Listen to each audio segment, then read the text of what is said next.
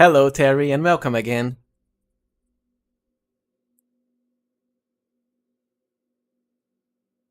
Hopefully there's less delay this time.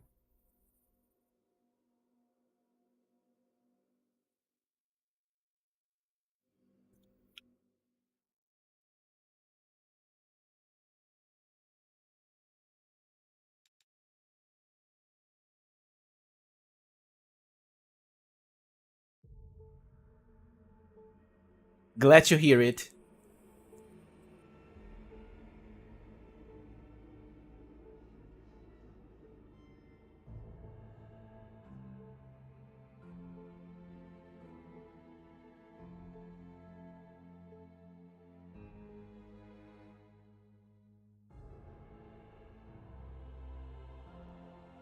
So are you able to hear me speak without much delay?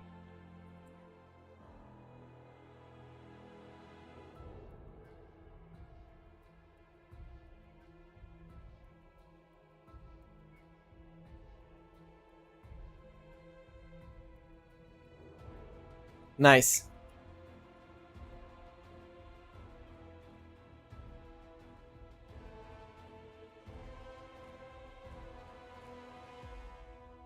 Even better.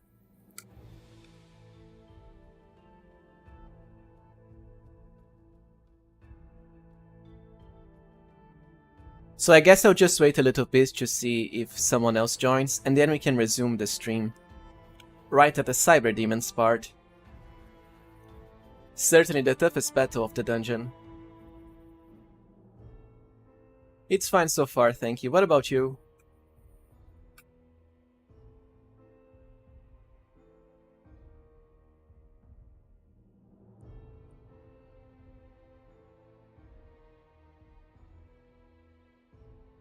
Hello there, Pavel. Nice seeing you here again.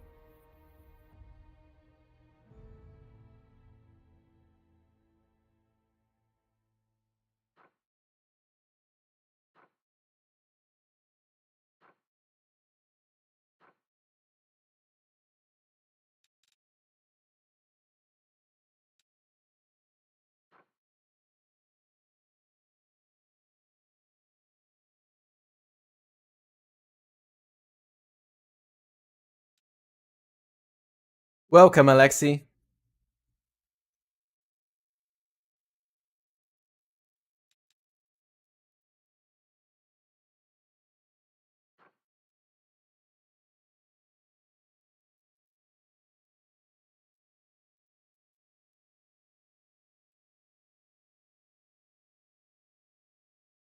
Right, so I think we might as well start right back from where we stopped last time. So at the Cyber Demons.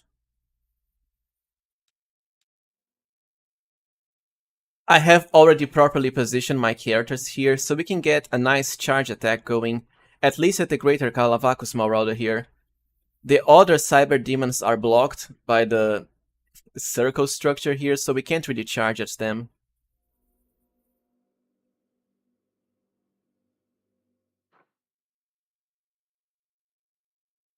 On the other hand, we can easily charge with most of our characters right at the Greater Calavacus Marauder, which is going to help a lot because from the ambush attacks we'll get, especially when you consider pounds from our SKALD, we'll probably outright kill the Marauder very fast, and then we still retain the charge bonuses to hit against the other enemies on the following round. Which will matter because, well, they have extreme armor class on unfair, so that's 56 for the Incubus, 58 for the Calavacus, and the Succubus that will spawn here has like 62 or so.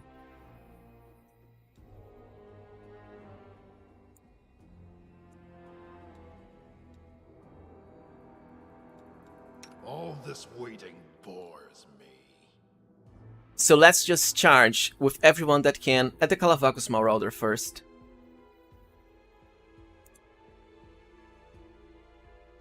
Yeah, Pavel, for my Angel run, I did have him with the Devouring Lust Metamagic Rod, and I basically just spammed a Storm of Justice at the Cyber Demons. They fell down pretty fast. As a demon, we don't have that luxury, so we have to just attack. Rely on me. Let me help. I am So as I said, we can charge at the Marauder, but we can't really do it at the Incubus, as our path is blocked. I'll leave CAMELLIA and DAERAN in the back here. So let's see how it goes. They will break against our resolve. Once again, because we did it outside of battle, even before battle started, we are already charging for a free hit.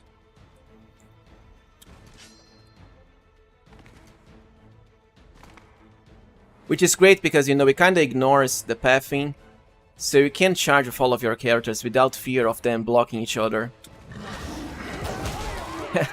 So the Cyber, I mean, the Greater Calavacus already exploded, even on unfair. All because of our charge attack. And we already got a lot of hits as well against the Incubus here. Honestly, charging does make a big difference, which is why I always recommend it.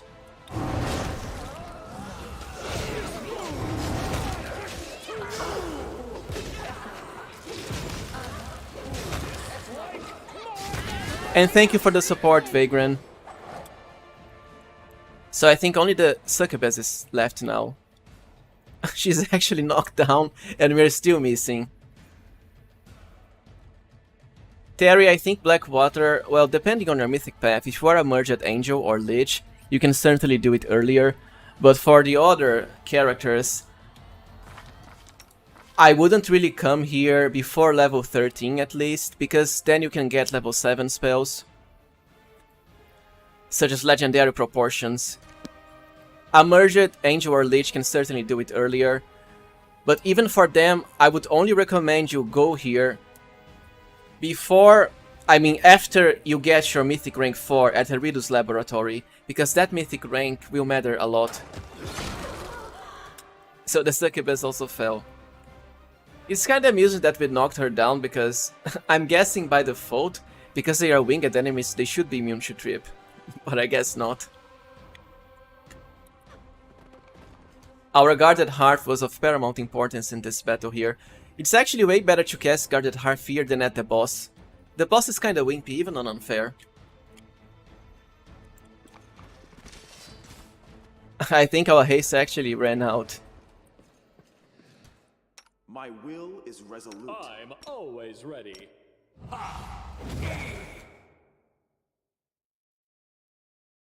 Sure, feel free to say it, Vagrant.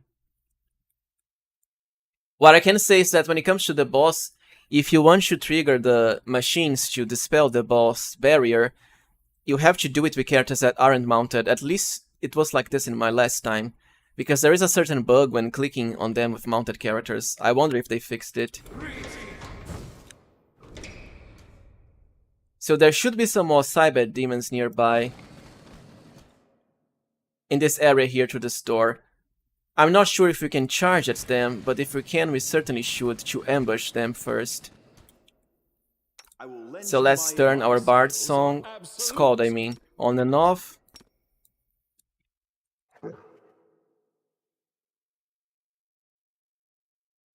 I actually had no idea you could use Dimension Door to ignore the barrier. That's certainly cheesy. Stormlord Bracers can be fun, but I often don't have characters with Ascended Element Electricity. Yeah, for mounted characters it can be hard to, let's say, unlock chests and so on, or pick traps.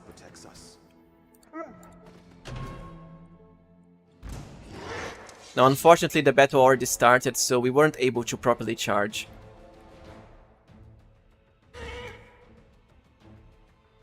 At the very least, there's less demons here, but the Marauders are still pretty annoying.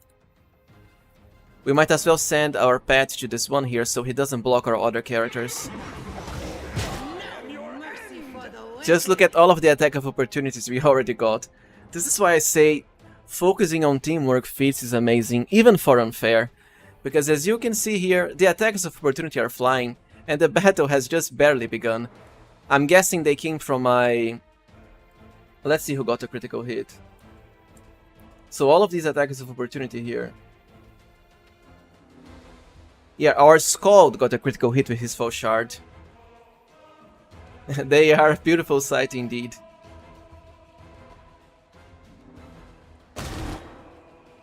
Even more coming.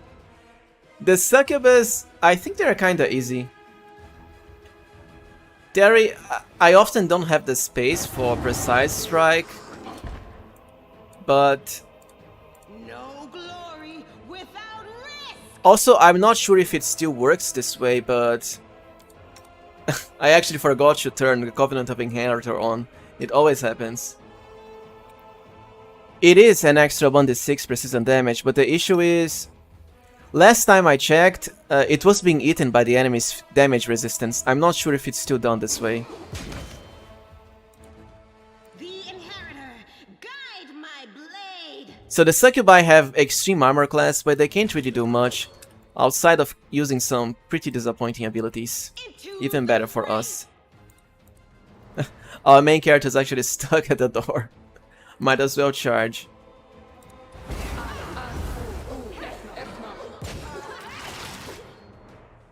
So the succubi are a pain to kill because of their armor class and mirror image.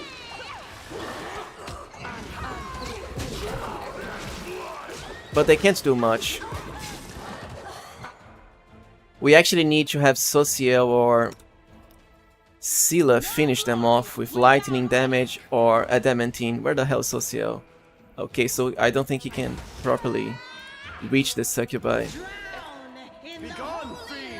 Oh, there's actually an incubus here too. I missed it. So a great thing about reach is, notice our enlarged SKALD here can attack from range, which is great for melee heavy parties, so they don't all block themselves. Beast Rider can work for SEELAH. I just don't really like delaying Mark of Justice acquisition.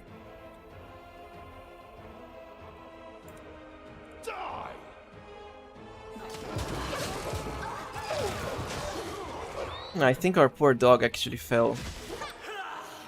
The spirits demand your blood.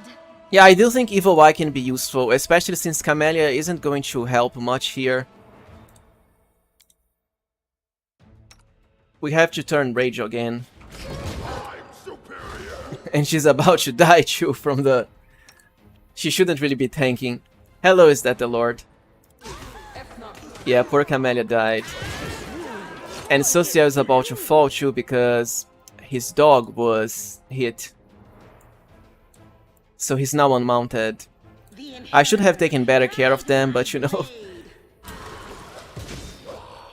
Right, so now we actually get a few spider allies here because the ring SEELAH has on, let's see, the Clemency of Shadows ring, yeah. It will spawn spiders when you go either invisible or your characters get knocked out. They don't actually have to die, even if they are just knocked down. So below 0 hit points, the spiders will still spawn.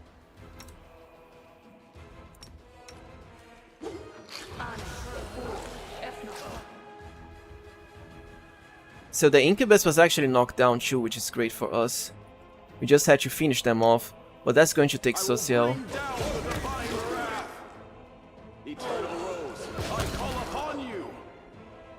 Unfortunately, Cam died. I'm not sure if there's still time to use Breath of Life. I actually don't have any Breath of Life castings left.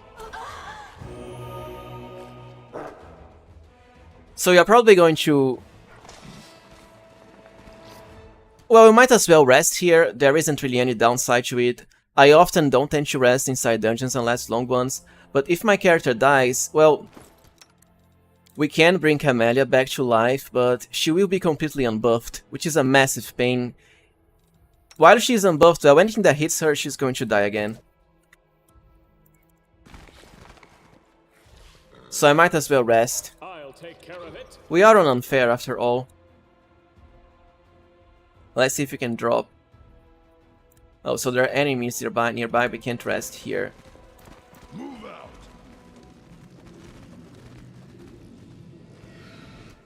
Yeah, let's head back to the central area, or close to the entrance. The good thing is, we'll have guarded heart for the boss after we rest. Well, actually, we have to revive Camellia first. I have raised that scrolls here, yeah. So the issue with Camellia is that she's meant for flanking. You really shouldn't let her attack the enemy. Well, you should first have the enemies focus on your tanks and so on, and then have Camellia flank them from the sides or behind. I was actually...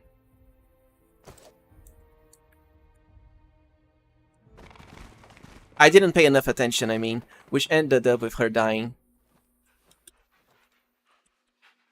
So the Cursed Pilaf is the cooking meal I like for the early game and the mid game too until you get Demon Slayer Soup because of the extra increase to attack bonus.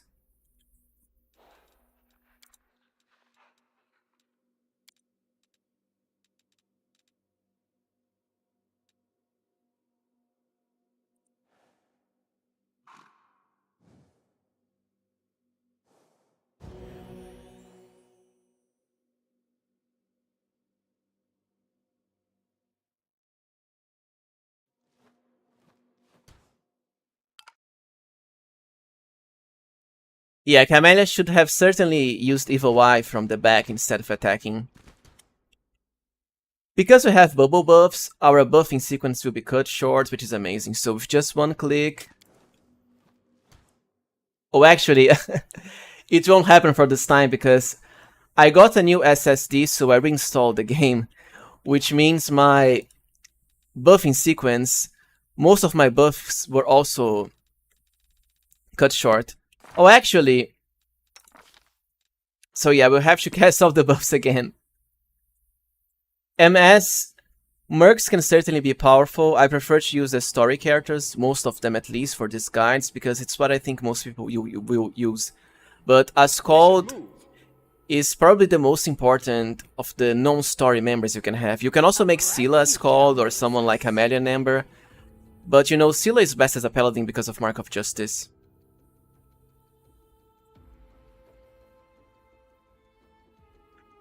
I'm not sure if you can do that, not a lefty. Hello there, Tenacious Buns.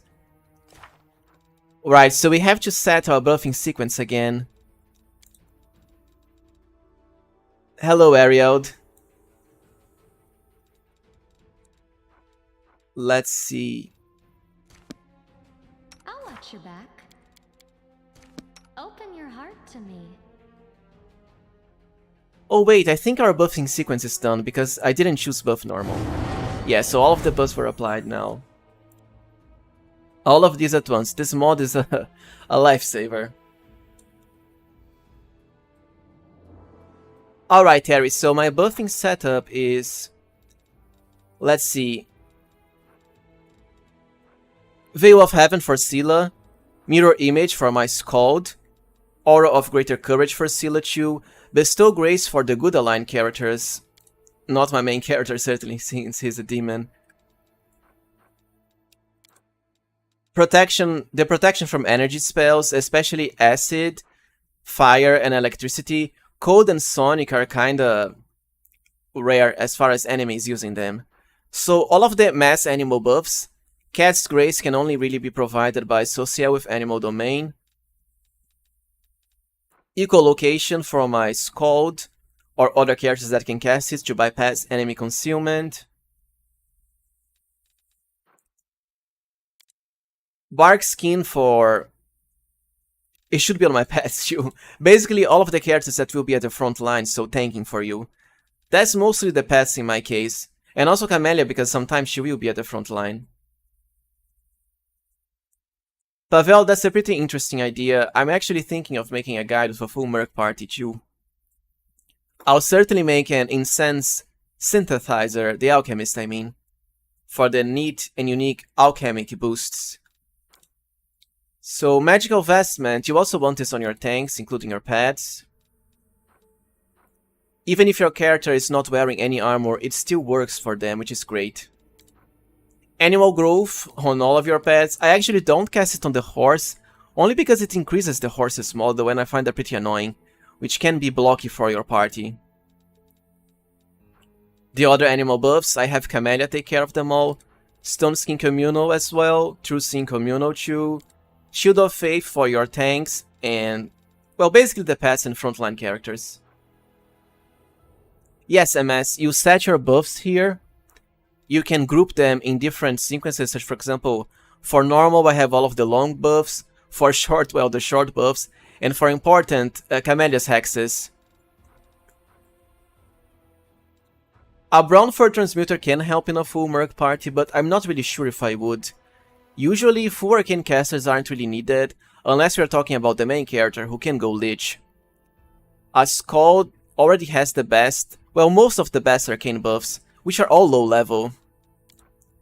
Now I also use legendary proportions for my two-handed and reach characters, so that's our SKALD and also my Demon Slayer. The aid spell is also great for basically everyone, but most importantly your tanks because of the temporary hit points increase. Lastly, you also want Crusader's Edge on absolutely any single melee character you have, pets included. The Outsider Bane property is amazing against demons. As for Death Ward, well, I only really cast it if I'm going to face undead enemies and so on. For the late game you can't get by because you have Moss Loss free, but for the early game you can save it only for the areas with actual undead. MS, there's now, well, you can actually now buy dinosaur bones from shopkeepers, so you really have enough, especially if you combine it with You can trust me. Let's move. greater enduring spells. So for example, I have 24 hours duration on Legendary's Proportions. For chapter 4, which is just one single big area, it's often enough for almost the entire chapter. Also, you can always have NENIO scribe scrolls for you when resting in your capital, so Dresden, or your campsite. Whenever you make a scroll from scribing, it won't really cost a dinosaur bone. Not for making, and also not when you use the scroll. So I should have a stash of Legendary's Proportions here. Or not, I guess I already used them all. But it's great for those times where you are in your capital and have to wait for Crusade events and doing battles with your Crusade army and so on, so you have to skip days.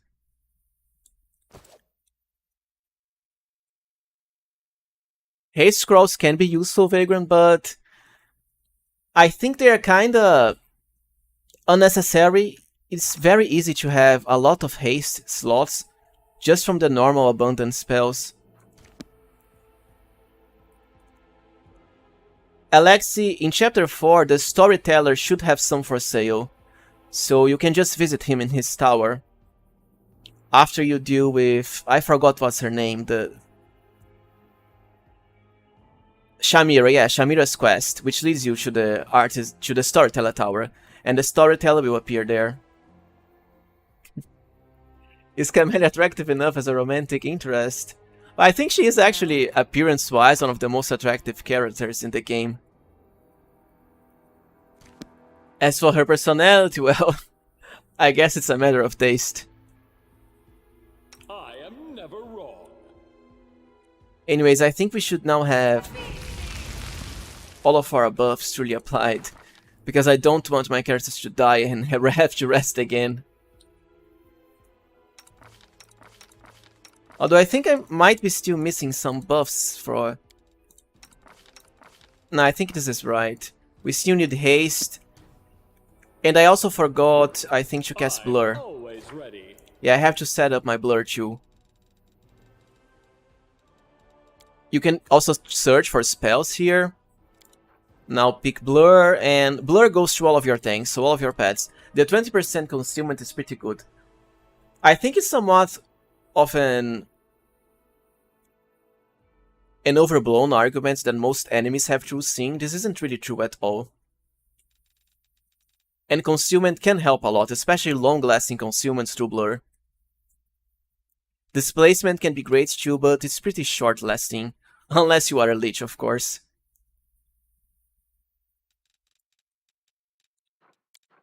Oh yeah, I also forgot the Lay Poison Communal, which is also a must because some demons have poison abilities.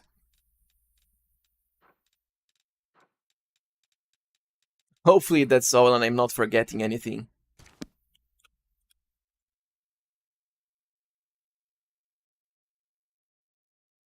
I'm losing my... Right, so for my demon character, because he is a Demon Slayer Ranger here, I have a few different buffs. So I like to use, well, Lead Blades of course, to increase our physical damage. Yeah, if we had an angel party, all of my characters would have 50% concealment permanently, which is insane. Angel is OP. So besides lead blades, aspect of gorilla chew should gain a bonus to trip attempts, which we will now gain through the aspect of the wolf spell. This does give you a free trip attack as a swift action. And you know, trip is also great, so all you have to do is hatch your ability tab here and right click on this little fang icon, which is the trip ability from aspect of the wolf. I actually forgot to turn my demonic rage on for the big cyber demon battle here. I always forget to turn it on. Missed me already. Yeah, Angel is such on another power level that you do actually feel bad when you play other mythic paths like AZATA and Demon. Angel and Lich are simply, well, they're too good because their main boost to power already comes at chapter 3. Demons, for example, have to wait until chapter 4 for your mythic rank 5. AZATA and Trickster especially, also get a nice boosting power at chapter 3. So we have to ride our pets again. No one stands in my way. Not your eyes. Let me help. Yeah, I think everyone is riding now. Oh, we also need to cast Legendary Proportions again on our SKALD. And this should be it.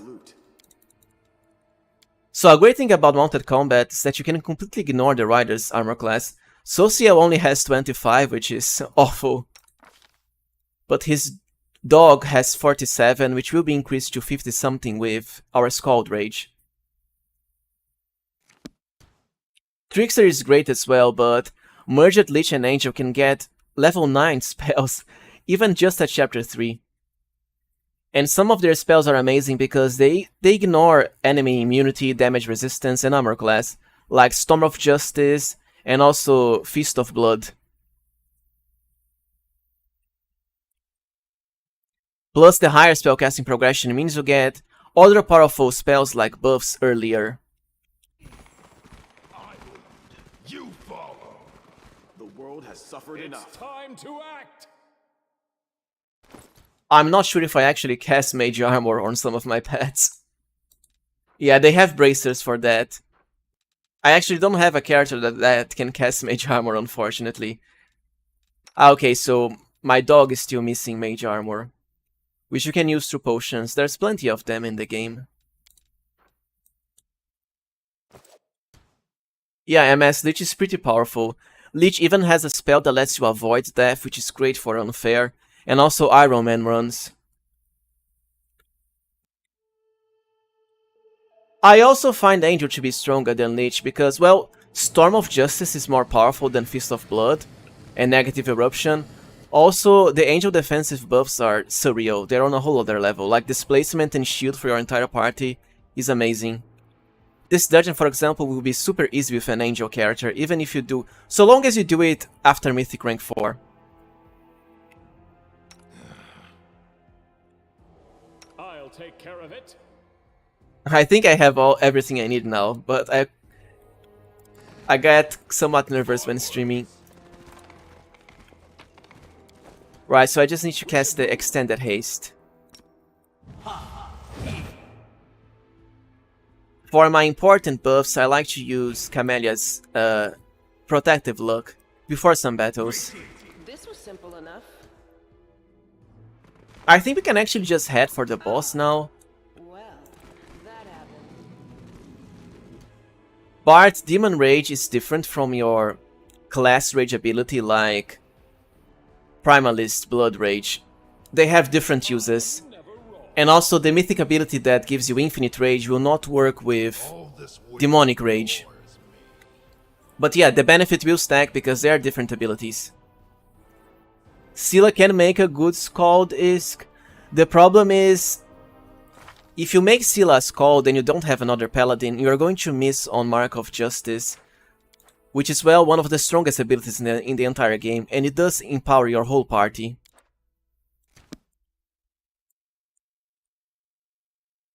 Yeah, Angel is more OP than Lich. Lich does get the repurpose spell, which is amazing. But you know, Angel can just spam Storm of Justice forever.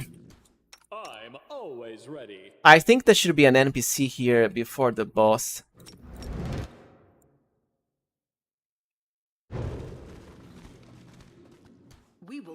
this war. The goddess protects us. Oh, so the door is locked. We need another lockpick.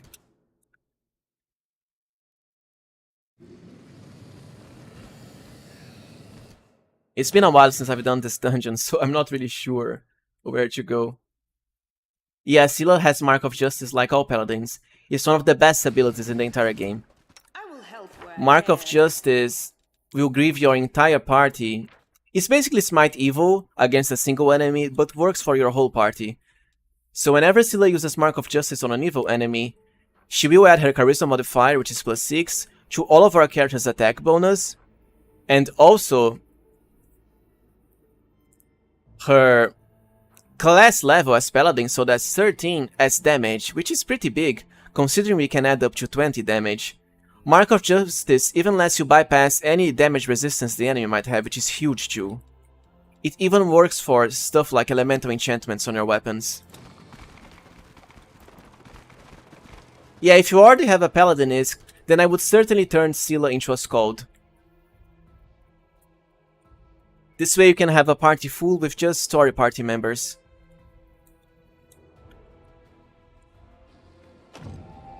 Everything is locked.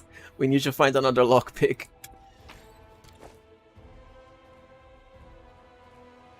I guess we should go this side.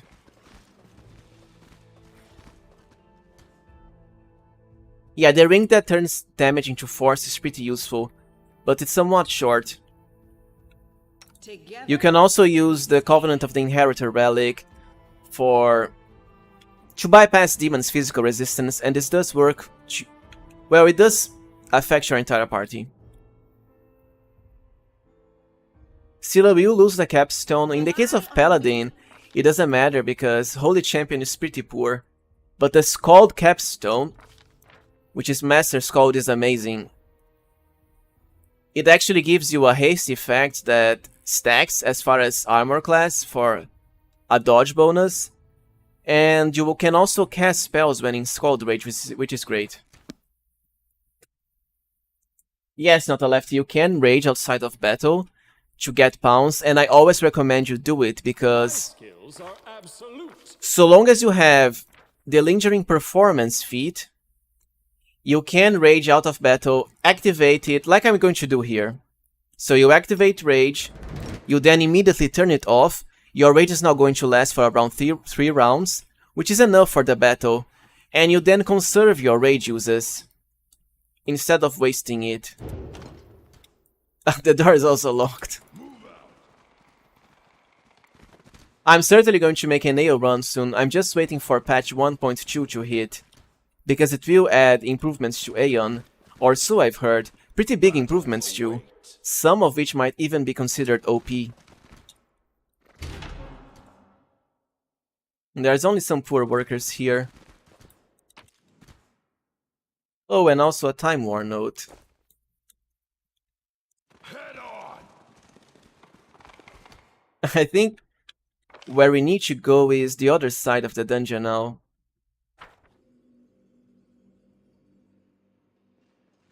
It does work just like that, not a lefty, which is why I recommend doing it. I'm losing my temper.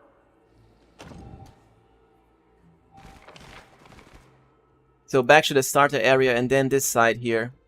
There should be another lockpick there. But we need to properly position our characters before these stairs, so our tanks are actually ahead of our A party, bright future awaits us. especially the pets. Onwards. It's time to act. Adam, for your monk, what you need is... Well, by default you need strength. If you get weapon finesse, then you can use dexterity instead. I'll take care of it. I'm actually planning on releasing a monk guide pretty soon. I'm always ready. No one stands in my way. Let's see if we still have haste left from all of the walking. Yeah, we do. That's why it's nice to extend it.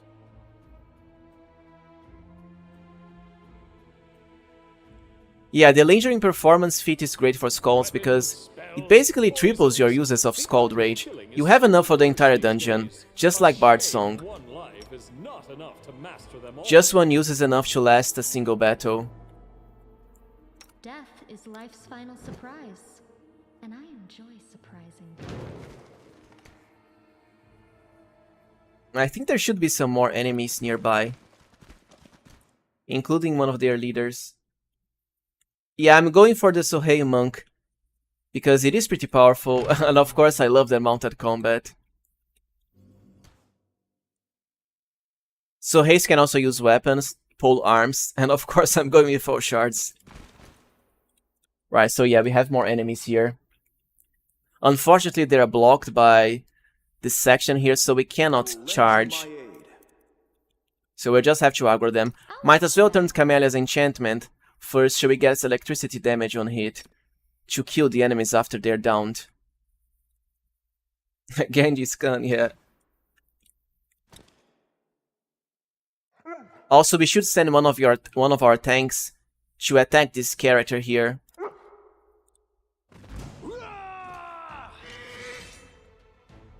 There are some sharpshooters which are very annoying. Thankfully, they are only going to target our pet, because our pet came first. Unfortunately, our pet didn't move properly here.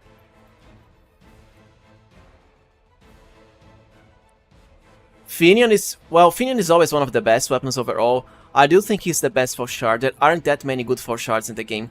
I have a guide for the best 4 shards that you can find in my channel. Mighty Bull of Good is nice indeed, and it is the one I have for my SKALD here. For my main character we have Finion because Brilliant Energy matters a lot, especially for these high armor class enemies. For example, in battle, our attack bonus isn't that good, but we're still easily able to hit them. I haven't really ever used the Storm Braces, but I always keep the Fire Ring for DAERAN or EMBER.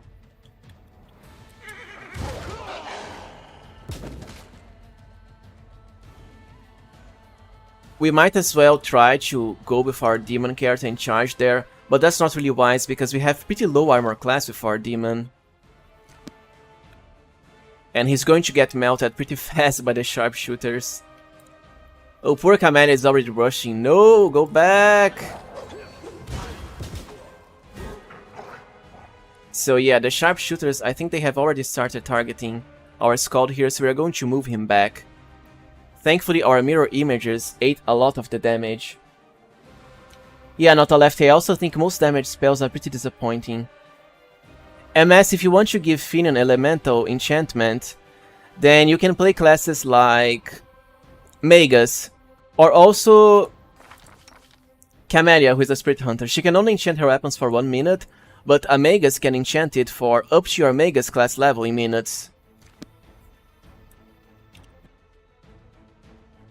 We are already running into some choke point issues here. All because our poor wolf wasn't able to aggro the enemies there. So let's deal with this grunt here fast. Begone, fiend!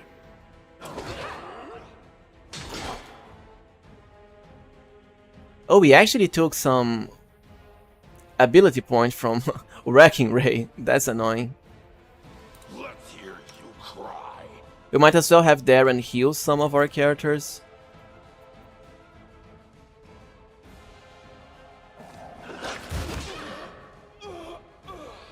Thankfully, we got a massive amount of attacks of opportunity to destroy the grunt here. So now I'm going to have my dog aggro the sharpshooters. Let's see how our hit points scores are actually. Yeah, only one of our dogs has hit low hit points.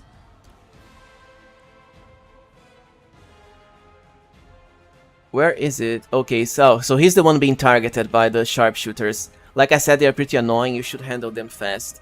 They can spam loads of attacks at once. Unfortunately, while they do drop their augmented bracers, you cannot use their OP braces. That's disappointing. It would be nice for a ranged character to be shooting these cyber balls they throw at you.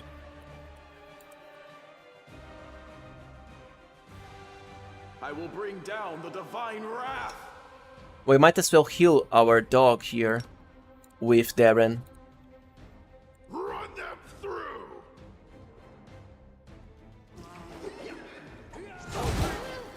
Wow, our lucky, not so lucky, our wolf here took a massive critical hit. 136, that's unfair for you. So now DAERAN might as well change his heal target to the wolf.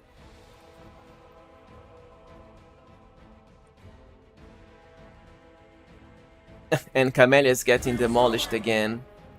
This is one of the annoying parts of characters like rogues. You always have to micro them, because otherwise, well, they will basically just run at the enemy.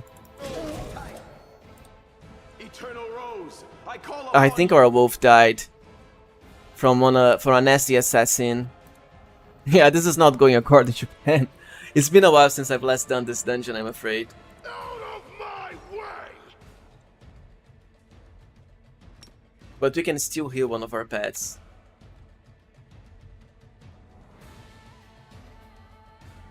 I have started out on Unfair, but I find it a very boring experience.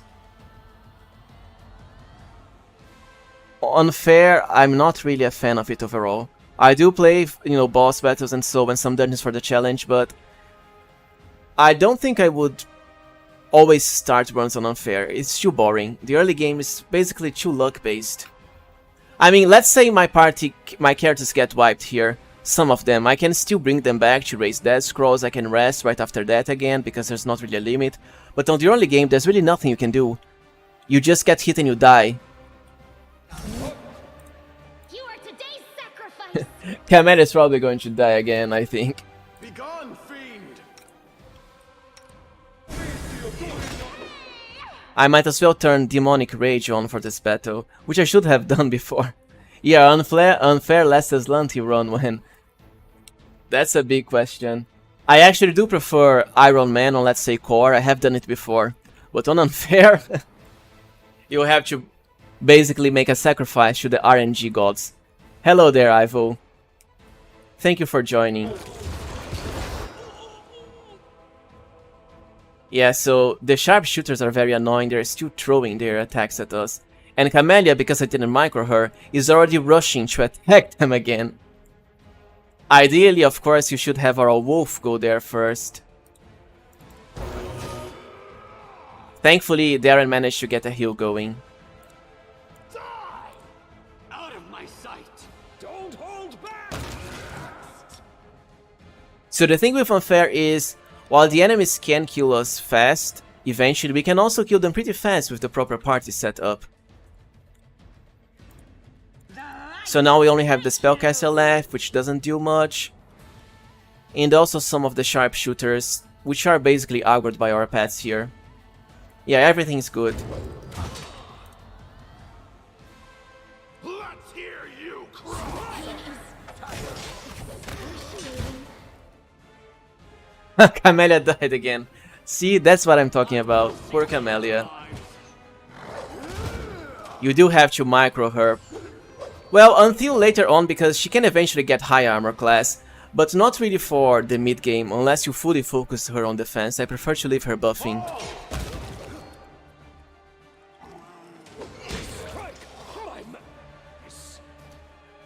I think, no, CAMELLIA actually got a lot of negative hit points, so we'll have to use Raise Dead. World's not ending just yet.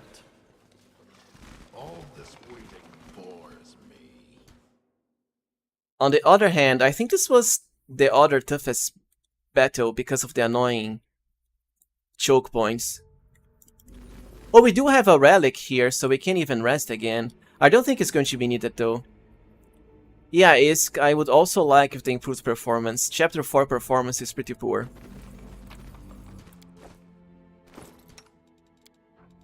The good thing is, at this point in the game we have plenty gold, so bringing our characters back from the dead is not really an issue.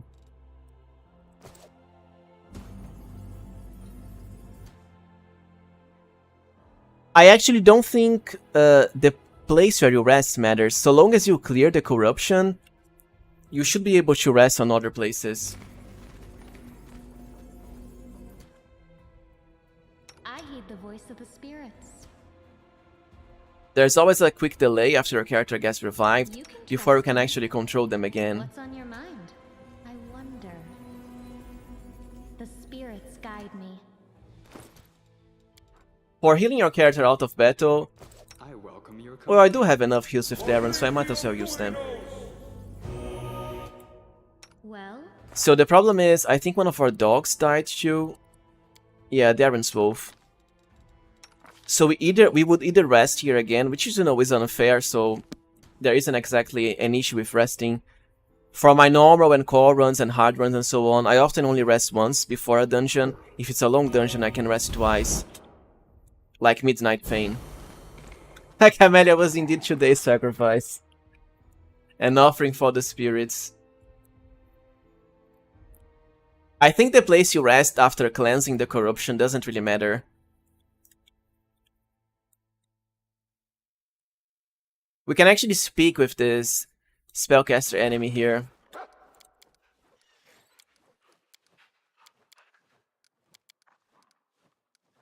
Well, we already have the code for the gates. So much for that.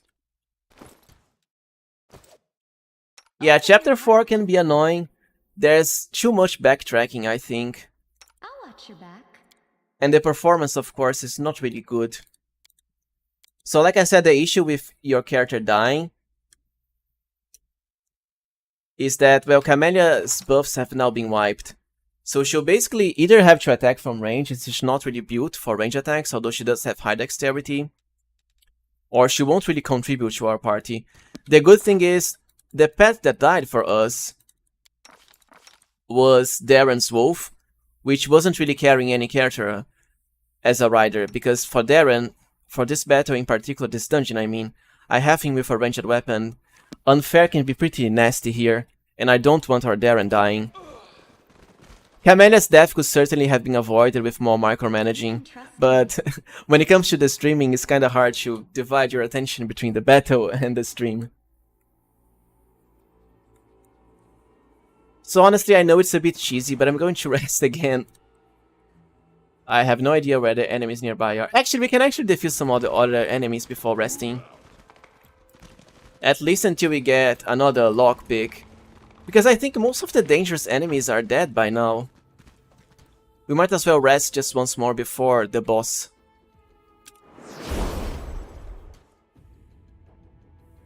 I think everyone else is at high health. No, we still need to heal our dog a bit. Our dog is the one who is at the front, so he's the one also taking the hits. We can always use some potions. Now, as an angel character, you will not only have way more defense, but your pass would also have higher armor class, because they would also get the shield spell for +4 shield, which does matter a lot for this dungeon.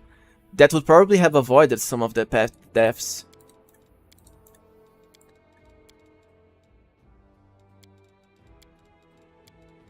Yeah, playing without bubble buffs is a pain. After I installed it, my gameplay experience and quality of life increased by a lot. I vote for Diamond Dust and Diamonds in Chapter 4. You can always buy a lot of them from the... What's her name? Arsenal, the cleric merchant in Dresden. Oh yeah, you're talking about Chapter 4, so yeah, that's a problem. I think the storyteller is the one who sells them.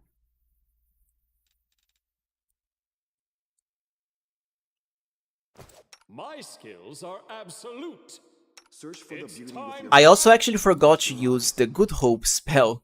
So Good Hope is one of the best spells in the game as far as buffs. It's basically heroism on steroids. Affects your entire party, has very high duration. And most importantly, it also increases your damage, unlike heroism. Only bards and skulls can get access to this. And the other bard and skulls combo classes. One of the barbarian rage classes I think has it too.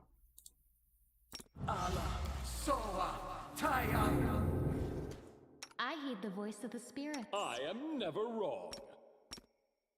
I'm not even sure where the other enemies are left now. It's been a while since I've done this dungeon.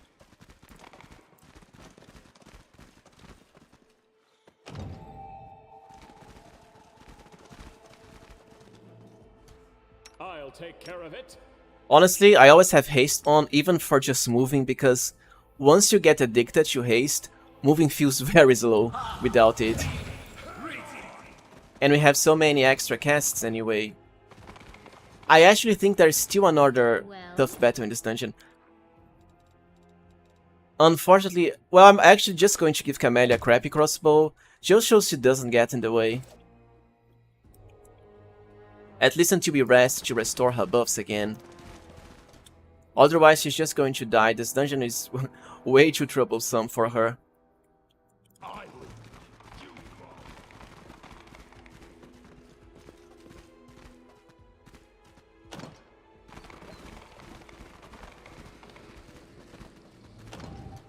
Oh, so all the doors are locked.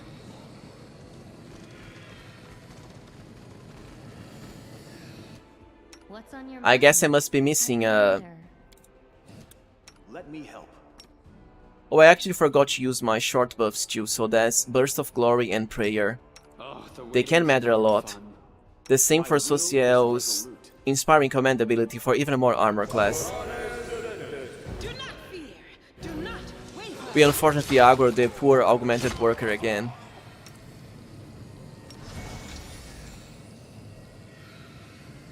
Yeah, I don't think we can actually unlock all of the doors unless you follow some specific route. Always ready. It doesn't really matter because the loot you find here is not that good, at least on the locked doors. There is a great helmet that you can find, but that's mostly it. I think I'm missing a very obvious flaming lockpick, I'm sorry guys. Move out. We should We move. will win this My war. skills are absolute. The annoying part about having enlarged characters is that sometimes when you want to click on your other character, you end up clicking on your bigger character instead. I will help where I I'm can. losing my temper. Oh, skip the I'll pleasantries. take care of it. I am never wrong. Right, so we can... Our SKALD started running on his own. It's a good thing there wasn't any enemies there. Yeah, mounted combat does rock indeed. It's amazing. We should Let's move. move already. We can open this door, but we don't really want our two-handed characters to do it. Otherwise we risk death. So let's properly position our pets ahead. Rely on me.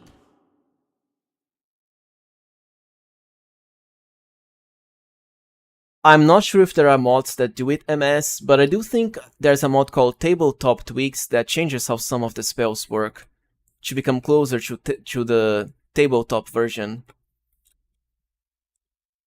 Yeah, Good Hope ones can be pretty useful, but I think it's rather hard to find them.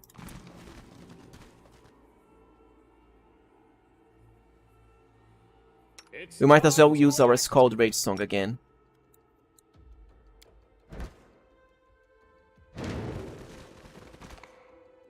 Right, so there's already some enemies here. Let's see if we can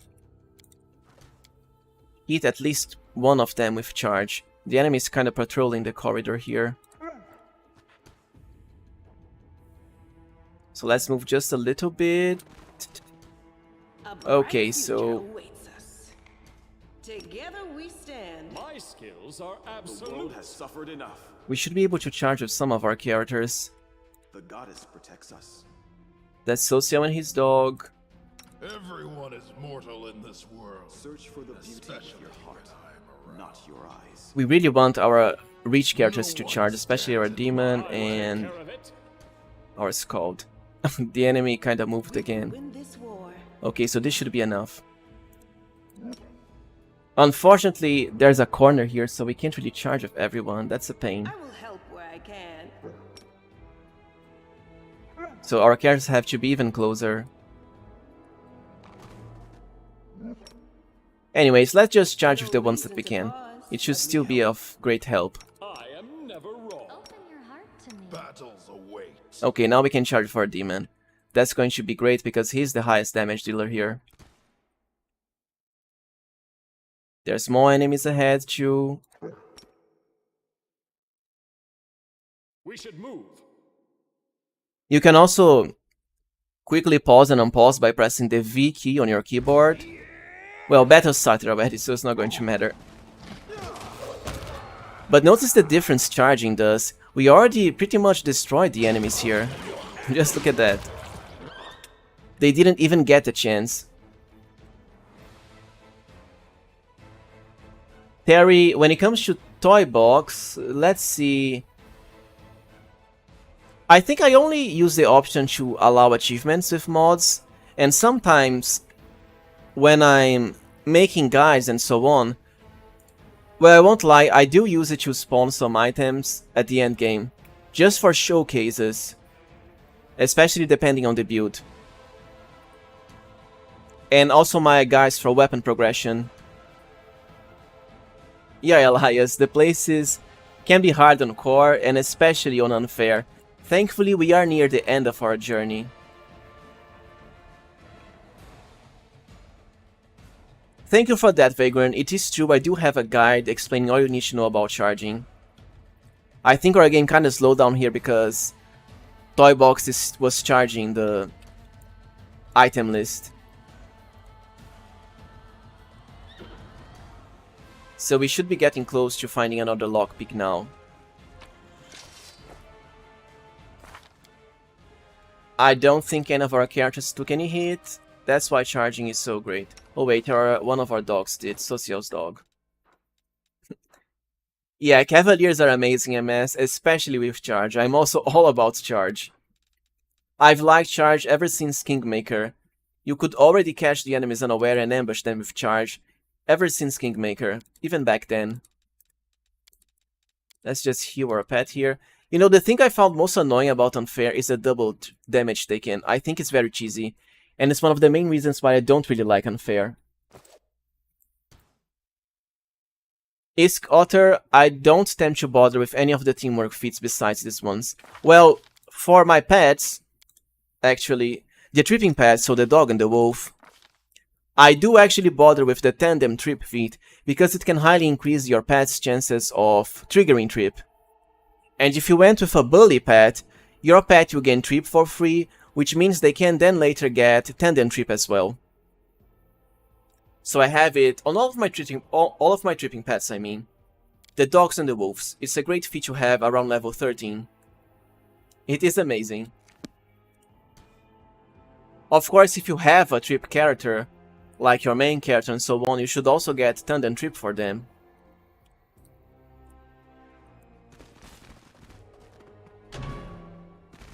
I lead, you follow.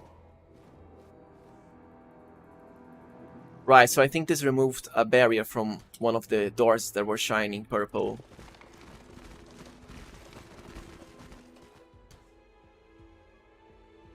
Get on the ground. It's time to act. An annoying thing about party positioning is that sometimes, depending on the camera angle and where you click, your characters will shift position. So you have to put your tanks ahead again. Especially on Unfair. Thank you, Wen. And thank you for being here too. Present the passkey to unlock the gateway. Yeah, we don't have anything for that too. We should be able to unlock this door though, but we were here already. Okay, so now the barrier was removed from the purple area. I think there's another annoying battle here. Or is this the one that leads to the boss? I can't remember. I heed the voice of the spirit. But just in case... Okay, so the good thing about Camellia is that she can also enchant her ranged weapons with her spirit enchantment, which is great for, you know, destroying the cyber demons. A half-orc gold dragon, that's a nice combo. I'm actually planning on releasing a gold dragon guide too, and I'm thinking of streaming the gold dragon and also legend runs. Yeah, Bart, I think this is the mini-boss room with the chief. The chief can be pretty annoying because I think she attacks you from range. I'm kinda worried about this battle in particular, so might as well quick save here. If some of our characters die, we can always rest after, which is great for the boss, because after this I think we'll truly be free of any of the dangerous encounters in this area. Rules are made to be broken. Let's see if we still have short buffs left. Yeah, so we might as well cast I'm losing my temper. Prayer and Burst of Glory again. As far as our haste, yeah, we should replenish it too. Well, I'm always ready. So that's, let's see, Smile. Burst of Glory. Not ending just DAERAN needs to move closer to the center because this has pretty short range. I will And lend Sosiel you can my use aid. Prayer. After that, Bright future. Divine Favor for SEELAH and Sosiel. Miss me already.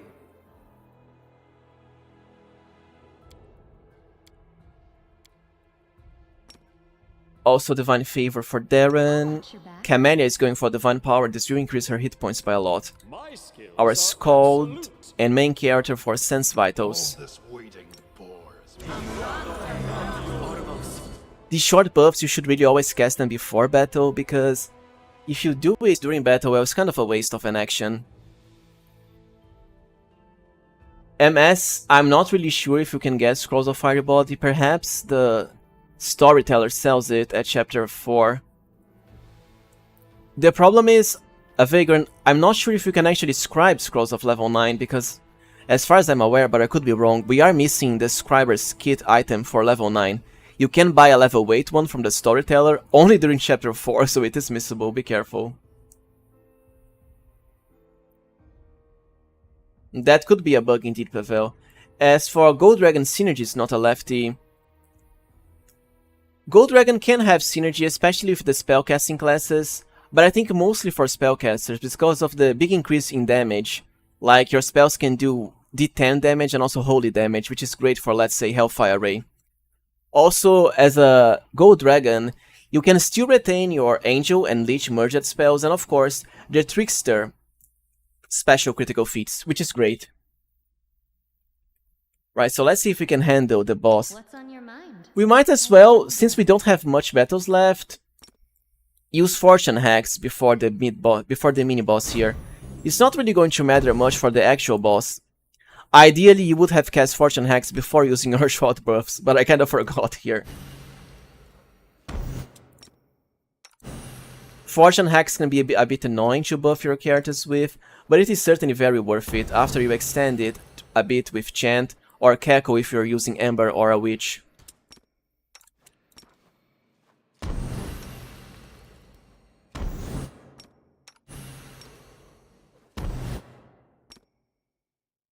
Yeah, the high caster level increase to your merged spellbook is probably better. But Gold Dragon, well, it also gives other powers like an increase in your ability scores, It should work. and also an increase in your base attack bonus too, so let's say if you want to be a fighter mage type of character that both casts spells and fights. Terry, my favorite difficulty level is honestly Core. I think Core is... I'm glad to hear my debuffing video helped you, Isk. It is something pretty important to know and can help a lot in the game, so my favorite difficulty level, I think it would be Core. I feel Core is the most balanced of them all. You can also pick Core, and then there's an option here to give enemies more abilities. Let's see if I can find it. Additional enemies behavior, yeah, so you play on Core, and then you turn additional enemy behaviors on. It will shift your difficulty into custom, but I think it's the most balanced of them all. Hard will already increase enemy stats, which I find a bit, you know, artificial difficulty. And unfair, the double damage taken I find very boring and very artificial. Of course, Core might end up eventually becoming easy. Once you get experience with the game, then you can certainly upgrade to hard. Unfair, honestly, I would only really play it for the challenge because I find the double damage taken very boring, once again. If you didn't take double damage on Unfair, then I would feel it's the best difficulty for challenge. But double damage feels, you know, just so random. And I don't think a game like Pathfinder and, you know, Dungeons and Dragons is meant for your characters to take double damage. Your hit points, for example, don't really go that high. It's not like a Japanese role-playing game where you can have like 1,000 hit points and even more.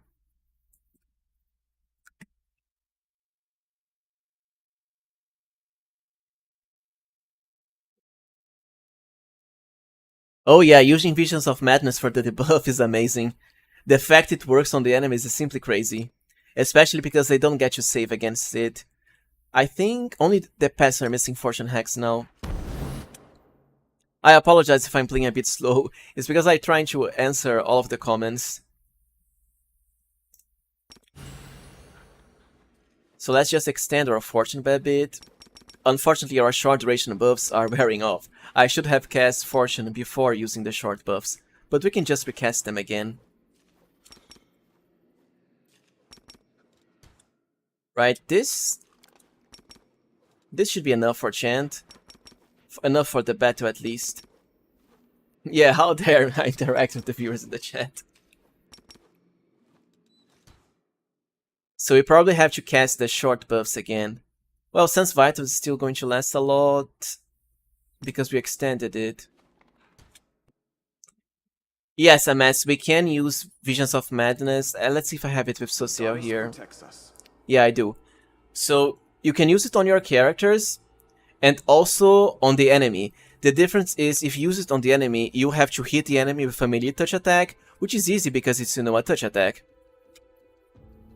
And also penetrate their spell resistance, which is also easy at the late game because of all of the boosts you get to spell penetration. And when you use it on the enemy, the best way is Visions of Madness, and then you choose skill checks. This is going to increase your enemy's skills, which doesn't matter because, you know, who cares if they have higher skills. On the other hand, it will reduce both their attack rolls and saving throws by the same value, which is half your cleric's levels. So for SOSIEL, for example, that would be -6 to enemy attack rolls and saving throws. At level 20, that's -10. It's huge because it's untyped debuff. And the enemies cannot save against it, so perfect for unfair and the late game bosses. For Solasta, I'm actually thinking of playing Solasta too. The issue is that it's 5th edition. I actually don't know anything about 5th edition. When it comes to, you know, Dungeons & Dragons 3rd edition and Pathfinder, I know a lot because I've played a lot of the games like Neverwinter Nights 1 and 2, Pathfinder, Kingmaker, and now Wrath. Oh yeah, more lore skills for the enemy. I'm sure the Skari and Baphomet are going to love having higher lore. They certainly could use it considering how stupid they act. I think Nocticula and...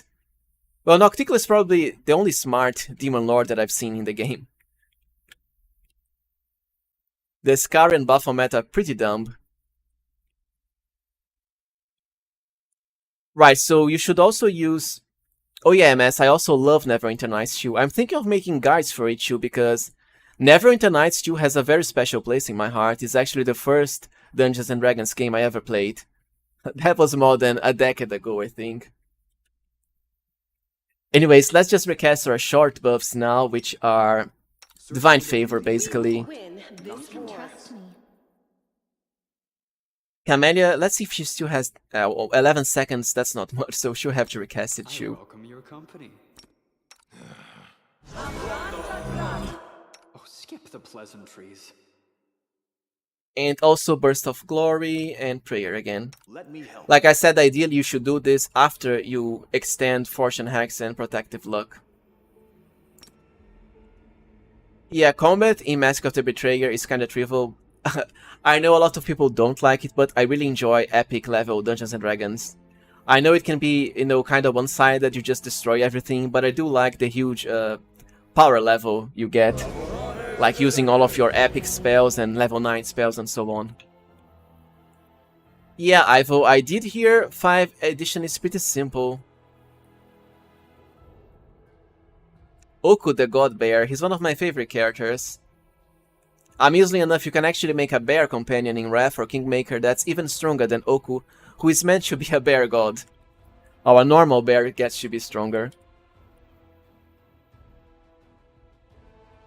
Yeah, the main campaign of Neverwinter Nights 2 can be a drag at some parts, but I think it's Well, it's kind of an average campaign, but it does feel like, you know, a perfectly fine Dungeons and Dragons campaign. I'll take care of it. I think, yeah, we need haste again too. So let's do it extended. I think we have all of the buffs that we need now, hopefully. The world has suffered. Oh yeah, so with SOSIEL, also be sure to use Inspiring Command before tough battles. The only problem is that it takes a full round to cast, so it can be quite slow. Until we turn it into a swift action, I mean, through the Domain Zealot ability. But SOSIEL doesn't have it at the moment. While he's, you know, casting, you can just use more chant with CAMELLIA. Right, so now we also have Inspiring Command. I think we truly are set now. Inspiring Command can even give you more armor classes in sight, which is pretty rare. So if we had an Angel, that would be 54 armor class, and then we have the extra from our SKALD Rage. And of course we still have some rounds of Protective Luck to shift the rolls in our favor, which is of paramount importance on Unfair. Not a lefty, I have actually played Pillars of Eternity, both 1 and 2. I did like Pillars of Eternity 2 a lot gameplay-wise, but story-wise, I wasn't really a fan of it. The exploration I found pretty fun, I liked the characters too, but I also found the characters in the Pillars 1 a lot better, especially, you know, characters like DAERAN and Grieving Mother. But I did really enjoy the gameplay of Pillars of Eternity 2, and if you guys want, I can certainly make guides for it, although it has been a while since I last played. I like the multi-classing you can do in Pillars of Eternity, kind of dual classing I mean. And some of the spells and abilities are pretty fun too. Unfortunately, the last time I played Pillars of Eternity, my computer was kinda disappointing, so I got a lot of stutter and bad performance. Hopefully now that I have a better computer, I get a much smoother experience.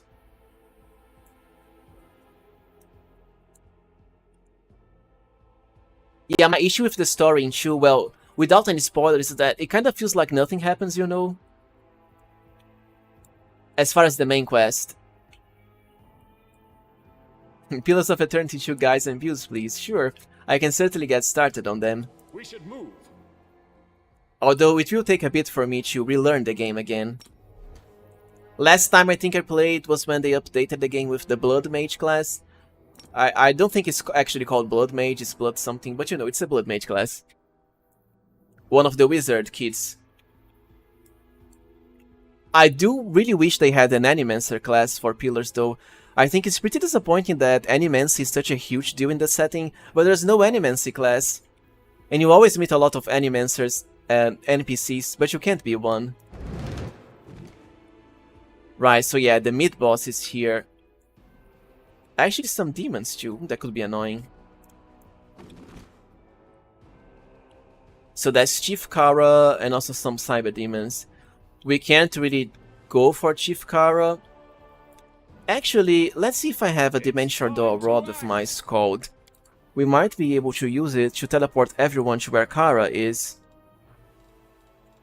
I think I have one from the... Yeah, you can find this in the Kobold camp. This is the singular Dimensional Door Rod, I think, in the entire game. Although I could be wrong. And we can only use it with a skill check, though. Let's see if we have... Yeah, we do have enough use a magic device anyways. Maybe if we have everyone wait here, and then we can use the Dimension Door to kill the Chief Kara and the Incubus already. Although I think we'll have to use another to go back because she's blocked by this barrier. Still, let's see.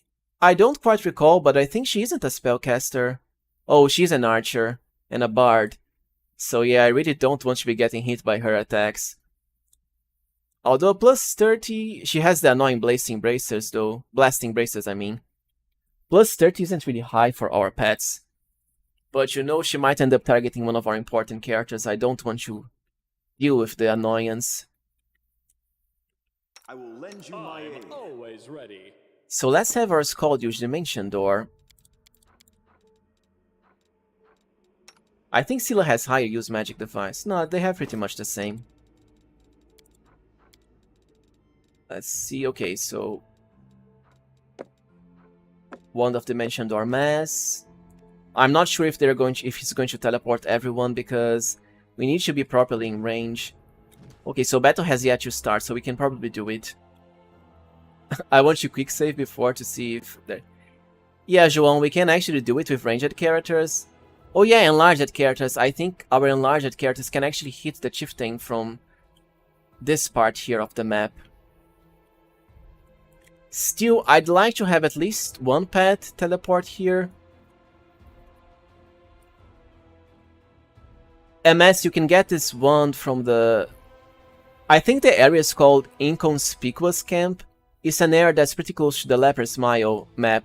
You can get it at Chapter 2. You'll meet a friendly kobold NPC there, and there's a hidden check, a perception check, that lets you find this Dimension Door Mass wand. It's also perfect for Chapter 4, because a lot of the areas there can only be accessed through Dimension Door, but you can also have a spellcaster cast it. Ember, for example, can learn it. Okay, so there is a spot here. Let's see if we can do that. Although I think I want one character, at least 2 characters stay here because I'm pretty sure there's going to be enemies from the side here and here. I'm not really sure if this is the most optimal way. It's been a while since I've done this dungeon. But you know, we have a full party, we can always rest after we have raised that scrolls, so long as most of our characters don't die, and we are buffed to the brim. So I think it might as well be safe to use Dimension Door. Oh, the waiting's never fun. Never wrong. We might as well leave one character to deal with the Kalavakos enemy here. I'm not sure if there's more content for that kobold, João. There might be. I think he's one of the backer NPCs. Oh, Alexis, so if I kill the boss fast enough, the mobs won't spawn in. That's nice to hear. We might as well just teleport right to where Chief Kara is. Who knows, maybe we can even end the battle then. I just worry about the proper positioning, because if one of our tanks spawn... Hello there, Douglas. I'm actually from Rio de Janeiro. Nice seeing you here.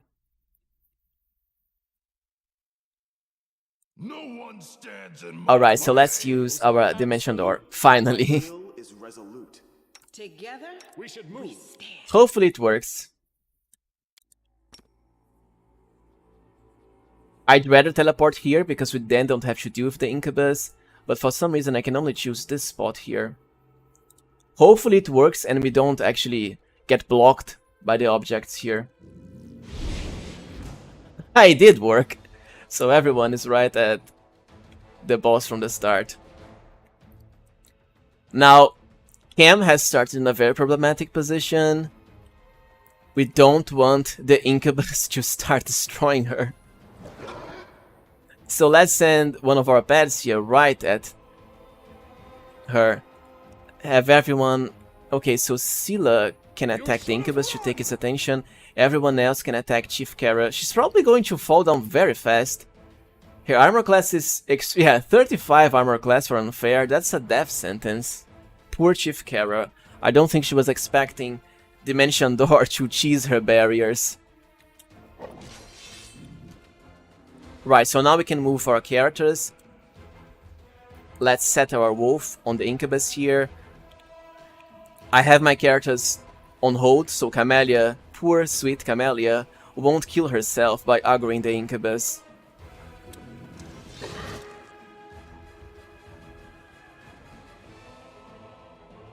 How can she be a lawful good bard? You know, SEELAH is going to be a SKALD. SKALDs don't have an alignment restriction. I'm actually not sure, but I think in Pathfinder, bards can also be lawful. I think it's only on Dungeons & Dragons that they have to be chaotic. But I could be wrong.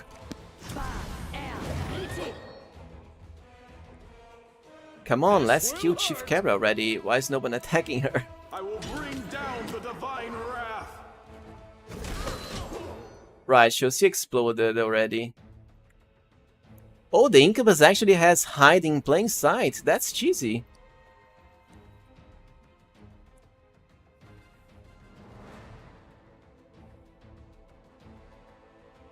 And we even took some damage. Oh, so the Calavacus Marauder is using his reach to attack us. This could be troublesome. So our SKALD might actually die. Thankfully we do have Raised Dead Scrolls.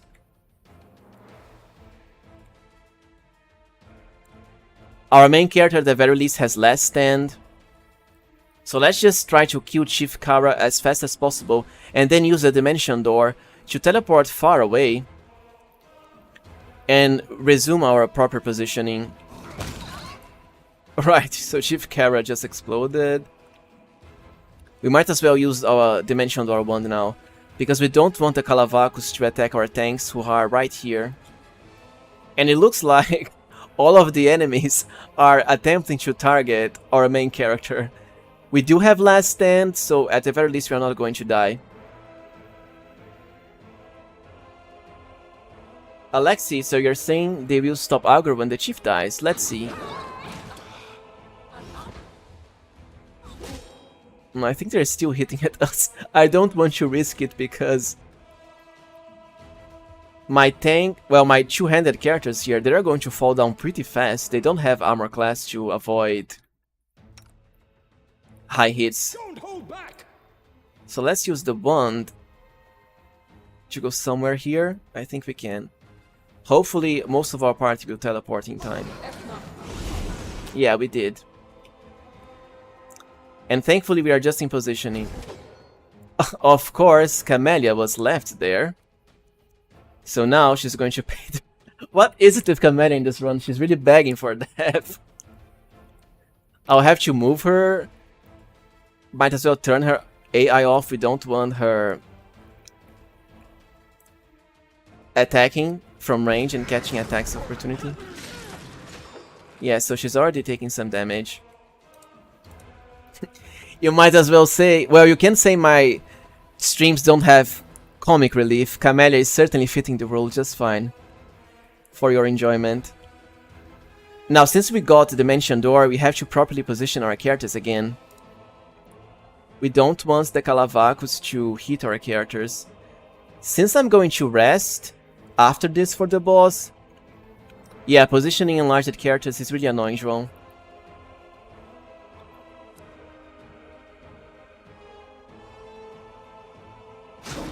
Because the Calavacus is going to reach us, so you might as well move our SKALD back. We don't want him getting where we are.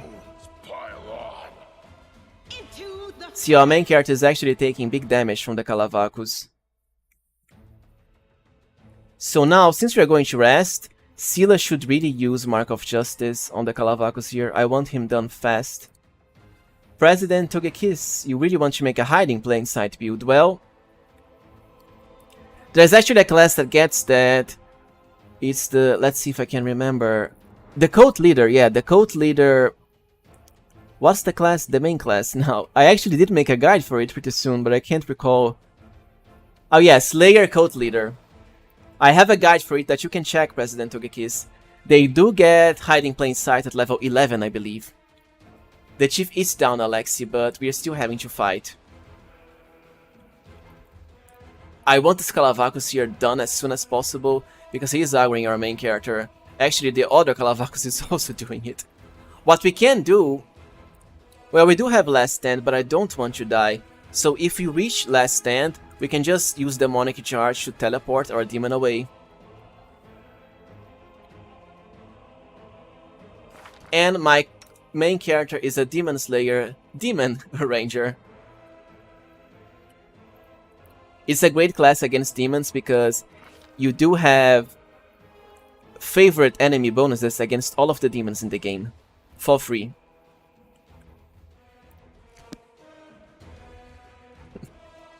Camellia is the new chief. Yeah, she would certainly like that. I think our SKALD rage has actually worn off already. Camellia is even staggered. Probably from a hit she took. Demon Slayer for Wenduag, that can certainly work too. Especially with Wenduag's attacks. Such as if you're having her as a dual axe wielder. Right, so what to do now? Might as well have SEELAH use Mark of Justice on the Calavakus here. Let's take it step by step. There's a lone succubus here, she isn't going to do much. CAMELLIA is probably doomed, unless the incubus stops. Well, if our pet dies, that is.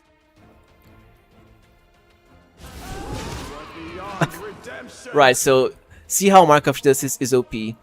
We got Mark of Justice and the enemy was immediately destroyed, right after. That could be it, Alexi. Perhaps if I had taken the lightning traps, the battle would be over after I killed the boss. Unfortunately, there's not much we can do about it now. Eternal Rose, I call upon you. Since I'm going to rest after this for the boss, might as well Mark of Justice this Marauder here. See, CAMELLIA died again. And the enemy wasn't even focusing on her. I think it's because, yeah, we lost our dog, so this incubus... The incubi here are kinda troublesome. They can hide in plain sight and they have huge sneak attack damage. Talk about a stacked mob. I wasn't really sure they were so powerful. Let's actually check their stat sheet here. So... They even have energy weapon. Decent. Oh, so they use rapiers for even higher critical range. They are assassins, so that's why they have hiding plain sight and also poison and death attack. I'm not actually sure how our dog died so fast, because he did have protective luck.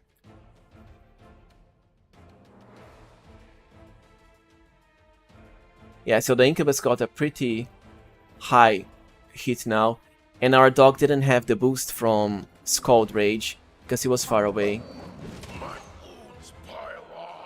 Right, so our demon has entered last stand now, so what I'm going to do is send him away. Because, well, if we die it's game over and I don't want to risk it. If our other characters die, we just had to revive them. I think SEELAH, yeah, has actually used Mark of Justice here. So we already teleported and we want our demon character. Honestly, I'll just have him run far away and hold, because we really don't want him to die. CAMELLIA got what she deserves. Poor CAMELLIA. So we still have the OP incubus enemies, but they can't do anything because they are blocked by the force field, so this actually worked in our favor. They are the toughest of the mobs here, but they can't reach us, and they don't have any ranged weapons, I think. So now let's just kill this Marauder already. Even DAERAN is all over the place. We still have a spider to tank for us, which is good. She will probably take the attention from the enemies. The inheritor, guide my blade.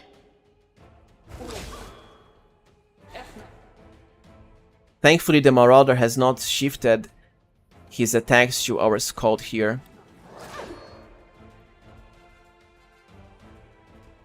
I'm not sure why they're attacking the succubus instead of the Marauder though. Begone, fiend!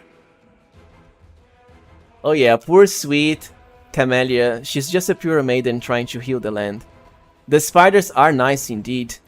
I mean, they don't do high damage, but at the very least they work as distractions, which is especially neat because they only spawn when your characters get knocked out or become invisible. So we should definitely heal our main character with DAERAN here.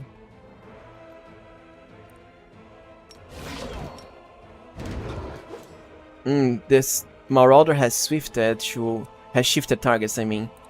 So our SKALD is probably going to die if he moves, yeah, from the attack of opportunity. At the very least it was only knocked out, so there's still hope. I'm not sure what's taking so long to defeat the Marauder here. I might as well use Guarded Heart with SOSIEL.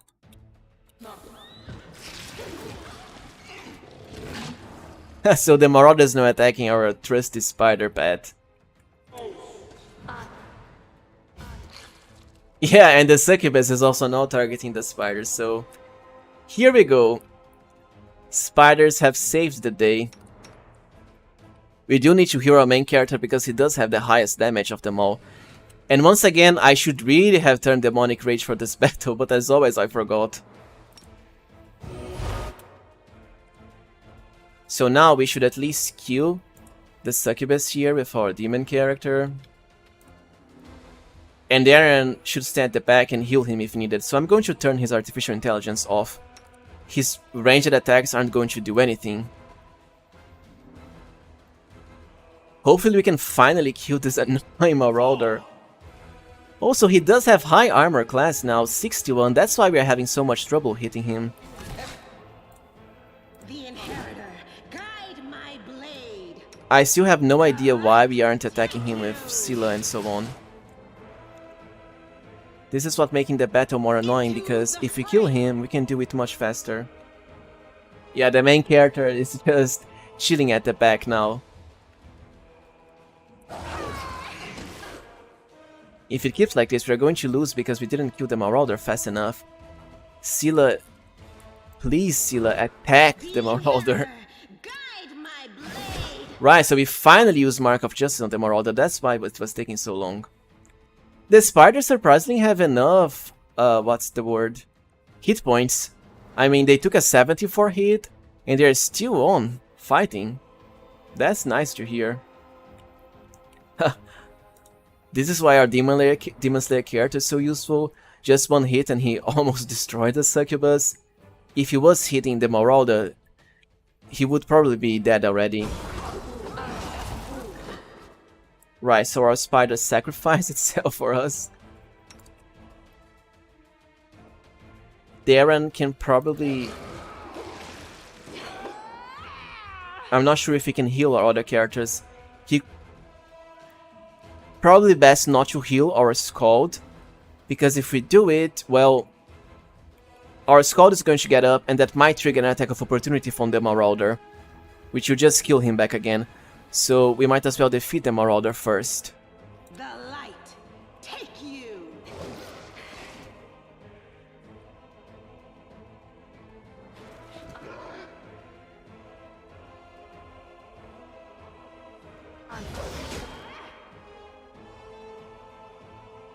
If only the Succubus wasn't blocking the way, we could attack the Marauder here.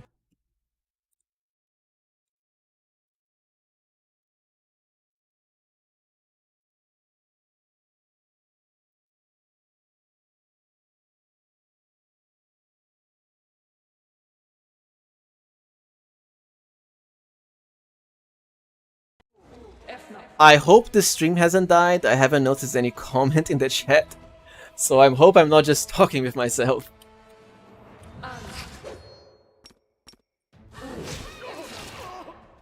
Yeah, so our SKALD died now, unfortunately. Only because we left the Marauder alive for too long. This is why you should always focus on the Marauder. Oh, nice to hear the stream is still here. I know this battle isn't really going according to plan. I apologize for that. It's been a while since I've last done this dungeon. I didn't really rehearse it before. If only this Succubus wasn't blocking the path, we could certainly have defeated the Marauder already. I don't want to use Demonic Charge to move here because we risk the chance of the Marauder targeting us, and our last stand has worn off already. Unfortunately, let's see. Well, at the very least, our paths are still alive and strong. This is great.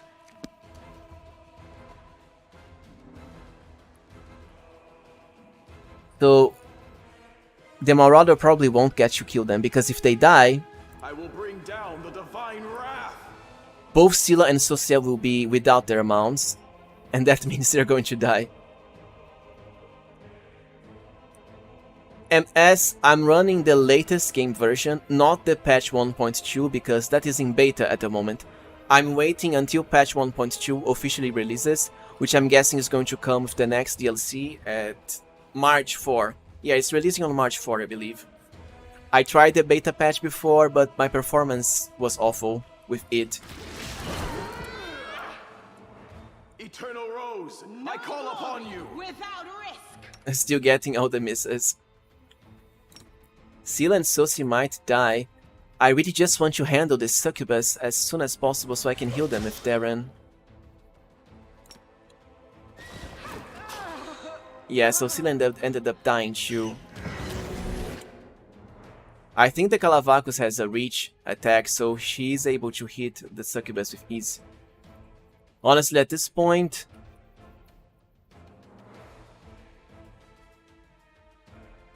No, by default, unless you actually choose to update with the beta build, you won't be on patch 1.2.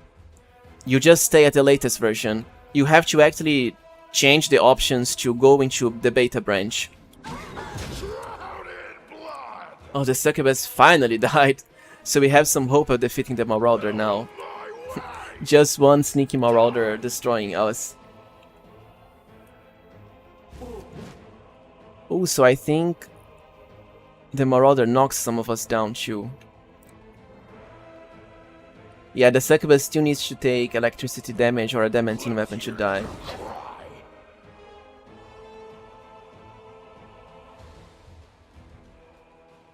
Hopefully we can prevail.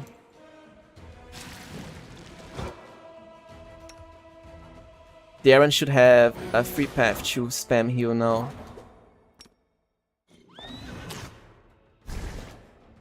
Unfortunately we missed, even with Finian and Fortune X. Its armor class is pretty big. Because our SKALD died, we can't really benefit from SKALD Rage Song, which really makes a difference in this battle.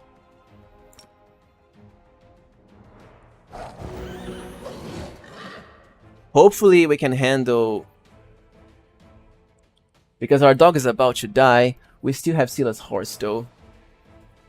The good thing is, besides this, we only have the succubus here.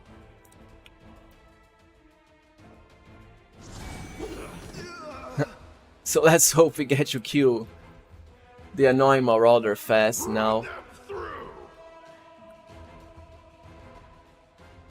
If only SEELAH hadn't taken so long to use her Mark of Justice. Alright, so we are dealing some hits. SOSIEL is actually unmounted, which is a pain now. He's probably going to die too. So I might as well just try to spam heal with him, as the Marauder focuses on our horse. We actually used a bite attack with our character here. I need your assistance. Oh damn it, he's actually switching back to us. Out of my way!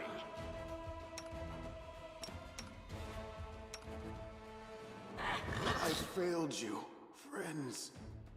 Hello there, Petter. Nice seeing you here too. Unfortunately, if I heal SOSIEL now, before healing the Marauder, SOSIEL is going to take an attack of opportunity from the Marauder. Yeah, uh-oh, Terry. This isn't looking good. DAERAN can't really heal. I think if I move with DAERAN, he's probably going to eat an attack of opportunity out of the Marauder as well. I think I might try to have DAERAN use a Raise Dead Scroll on the SKALD, depending on where our SKALD revives. If he doesn't eat an attack of opportunity, I think he will eat one though, so might as well not do it.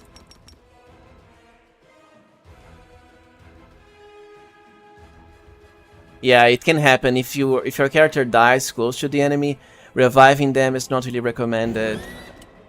The problem is, if we don't kill now fast with our demon, he's now switched targets again. Oh, at the very least, we are getting it to move away from our SKALD, so we can probably... I've just noticed the Marauder is pretty slow. Yeah, Guarded Hearth, I should have certainly pre-buffed with it. It would probably have shifted the battle in my favor. If I die, I'll just reload and do that, Loftur. So for future runs, our Guarded Hearth here is going to make a big difference.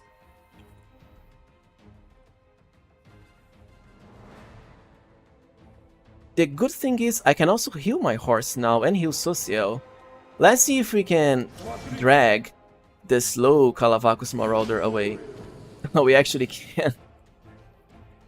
Let's bully the Calavacus Marauder by dragging him. Very cheesy, just the perfect way for unfair.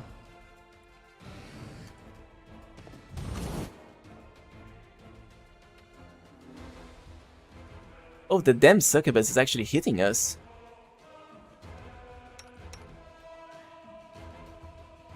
So now we want to heal, use DAERAN to heal our horse first. We'll probably end up dying. We are still leading the... Okay, so the Marauder is coming back now. President Togekis, I've never really tried a Sensei Monk, so I can't really say much about it. The way this is going, we might as well reload, I think, for the...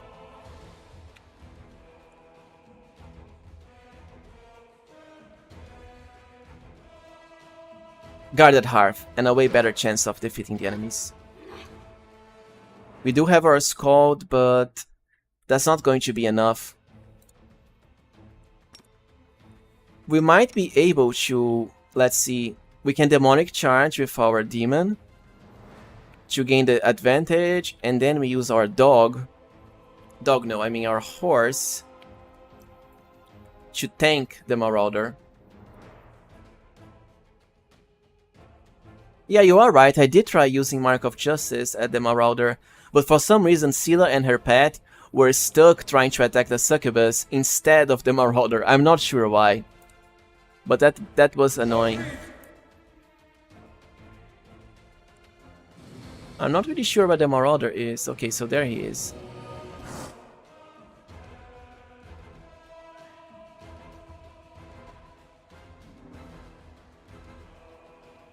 So now I think I should try sending the horse to attack the Marauder.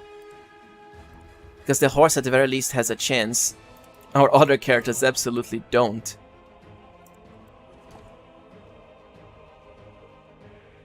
And then we flank the Marauder with our demon. Let's hear you cry. Thankfully, Mark of Justice is still on. The problem is the succubus is also going to head right for us. And on unfair, she does high damage.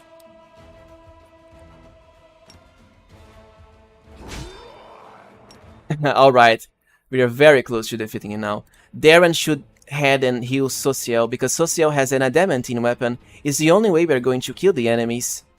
And can attempt to recover from this. We can't really have anyone else dying, because we only have 3. Oh, so we do have... Yeah, we only have 2 diamonds. But we still have some raised dead scrolls, actually, so I think we can afford the dead characters. Alright, so things are starting to look better now. So long as the Kalavakos doesn't fully destroy us fast. He is switching targets to our SKALD, though. Oh, you're right, a coup de grace should work too. Let's heal SOSIEL here. Of course, DAERAN is out of heals now. But he can just use one of the normal healing spells. Like... Cure critical wounds. Cure serious wounds should work. SOSIEL only has a little point of minus penalties. Alright! So we struck at the Kalavakos with a vengeance. He's down at now. We are back from the brink of death.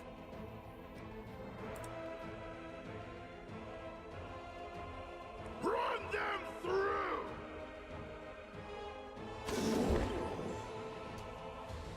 I don't want the Kalavakos getting back though. I'm going to see if I can coup de grace him. If not, SOSIEL is coming right after, and our horse should be able to tank the succubus here just fine. See, SKALD Rage makes a big difference attack bonus wise. As soon as we had it on, we easily got the hits on the Marauder Kalavakos. That's why I really recommend you always have a SKALD in your melee parties, especially for hard and unfair. SOSIEL is back, so he can now kill the Kalavakos by just attacking.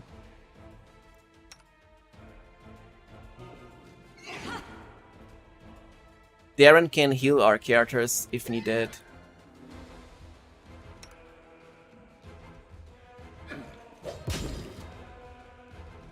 Yeah, the Calavacus got the save, so let's just hit him with the adamantine weapon. Oh god, Sosiel actually missed against the Calavacus. He rolled low. He's still missing. Out of my way! Please hit Sosiel. Let's true strike. Right, no way he's not hitting now. The Succubus, on the other hand, has such high armor class.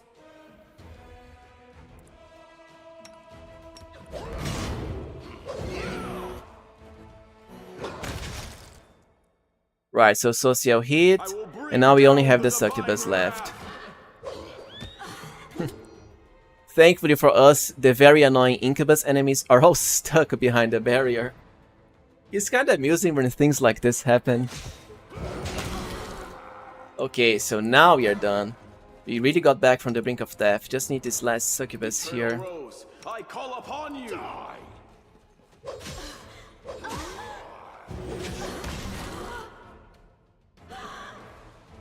I think we should be able to run away, and then, yeah, we can, because the Incubus are far away. The Incubi, I mean, I think that's how the plural is. So now we have to bring our characters back, saved at the brink of death, indeed. I wasn't expecting this battle to be so troublesome. It's been a while since I've done this on Unfair. Head on! So we can just revive our characters now. Let's find a nice little spot here.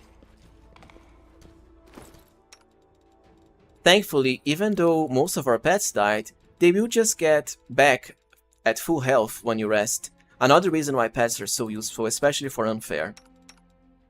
Poor Cam died for like the 3rd time in a row.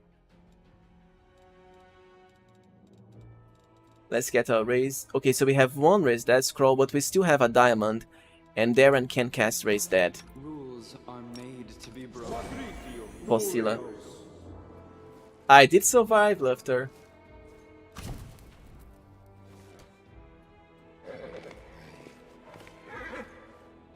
No reason to pause. An unfair playthrough with story companions and XP sharing without any pets? I don't think so. I do actually always have XP sharing, but without any pets. The early game on Unfair without a leopard, for example, even with a leopard pet that has the highest armor class you can get at the early game, is still a matter of reloading. For some battles, without any pets, it's going to be a mess. I mean, of course it's viable, but you know, there's only so many times you can reload before it gets boring, I think. I'm just going to drink some water now.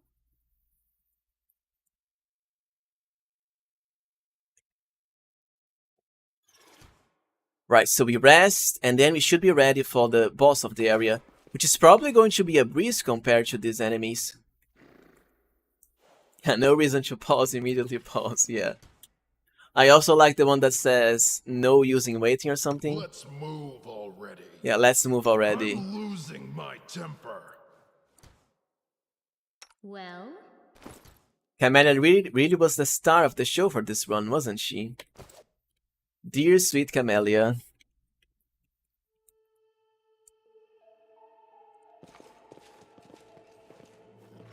I don't tend to rest this much in a dungeon, but you know, it is unfair.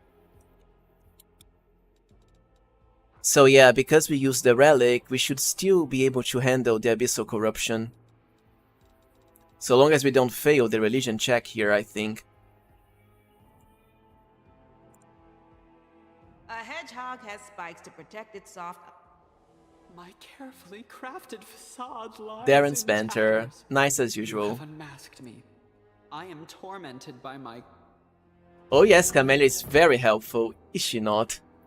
She actually is. If I had properly taken care of her, she wouldn't really have died.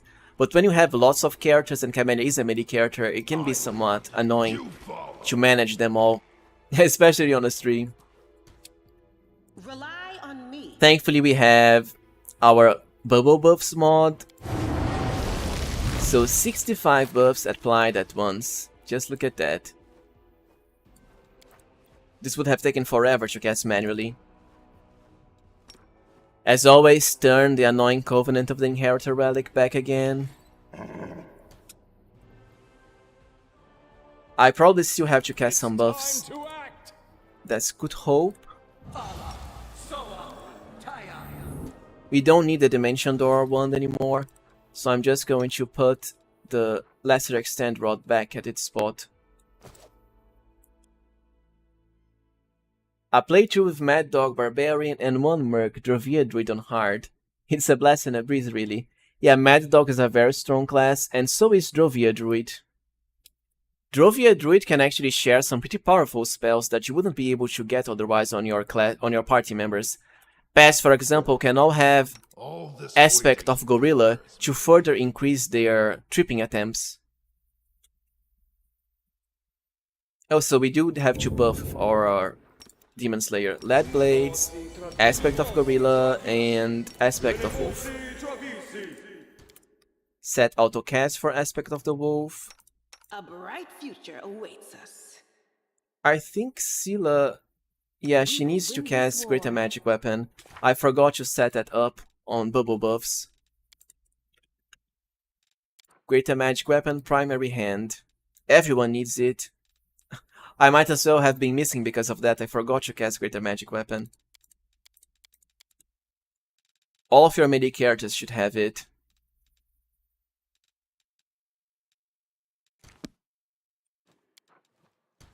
So by just clicking on the normal option of bubble buffs again, the good part is it actually skips all of the buffs that you already have applied, so you don't waste slots casting them again.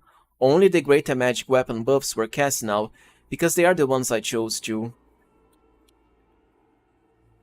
Together Search we for the beauty stand. with your heart, not your eyes. Oh, we actually still have to handle with the Incubi, and they are very annoying. But there's only 2 of them. Even if they kill one of our pets, they shouldn't do much damage. Hello there, Paulo.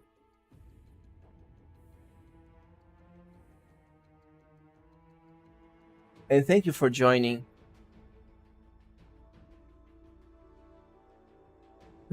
If I felt pissed off by the way the dwarf characters run, they do have a pretty funny style of running, I think. I have noticed that with Greybor. No reason to pause. No reason to pause, and we are paused, as I'll usual. take care of it.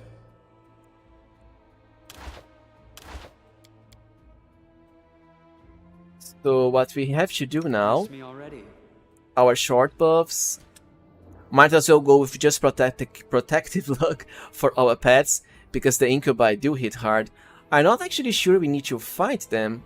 I think we do, so we can talk with Chief Kara. I had forgotten the Incubi have hide in plain sight. That's crazy for a mob to have. I am never wrong.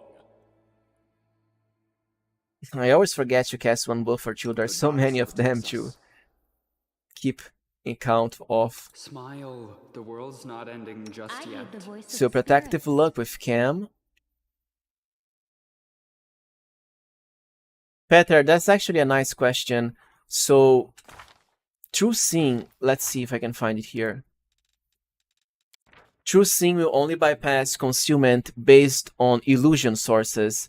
Like, for example, the Succubi enemies here, they all cast Mirror Image. True Seeing will let you penetrate that. The same for illusion spells like Displacement, Blur, and Greater Invisibility. If the source of the concealment is not illusion, then True Seeing won't matter. However, you can use other spells like Echolocation to bypass concealment even if it is from illusion sources. I mean, even if it is from other sources that aren't illusion. I hope I've managed to explain in a way that's understandable. This is why I often use Echolocation with my SKALD. Yeah, I don't think True Seeing is going to help if they are incorporeal, because they kinda are incorporeal. It's not really an effect added to them, I believe. I could be wrong though. But you can always use Echolocation. SKALDs also have a rage power called Scent. I don't have it on my character at the moment, but I believe you can also use it to bypass enemy concealment of all sources. So I need to use Legendary Proportions again. I do think Blind Sense should also help. I know Blind Sight does. I'm not really sure what's the difference between Blind Sense and Blind Sight. I think in actual tabletop they do have differences.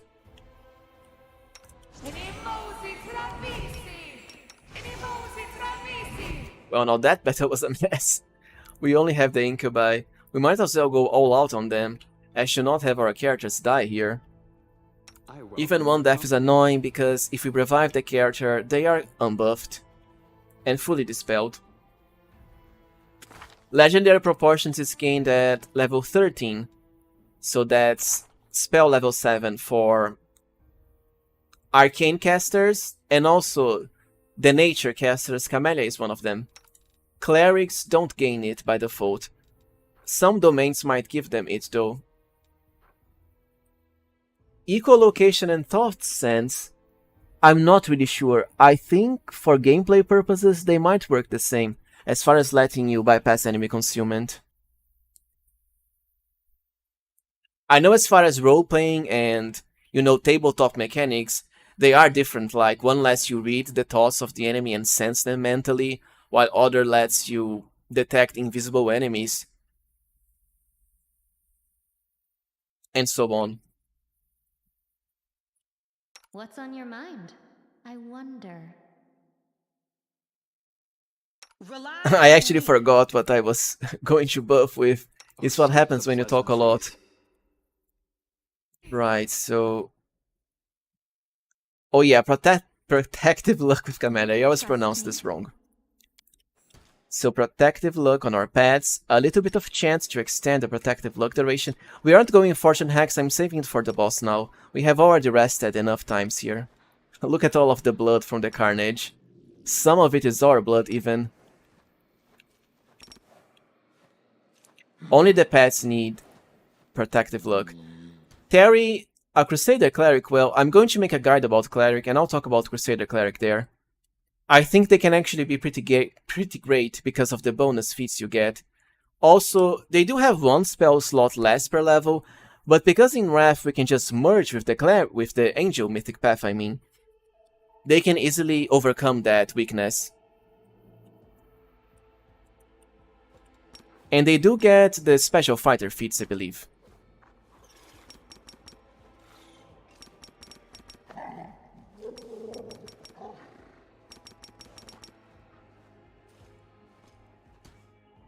Right, so the short buffs now: Divine Power, Divine Favor,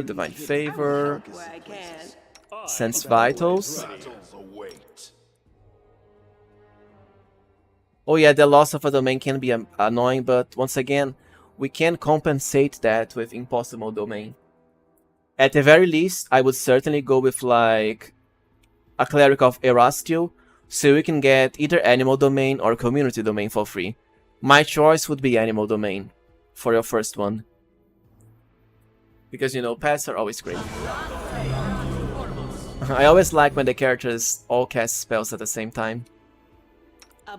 And of course, I compulsively press the quick save button. The world has suffered enough. So, Burst of Glory and Prayer now. Man, this would have been so much easier with an Angel or a Lich. Yeah, Paulo, they do have a pretty comical way of running. Especially if you enlarge or reduce their size even. Together, we stand. Eagle Soul is another powerful divine buff that you can cast before tough battles. I could have used this for SOSIEL and SEELAH before the mid-boss battle here.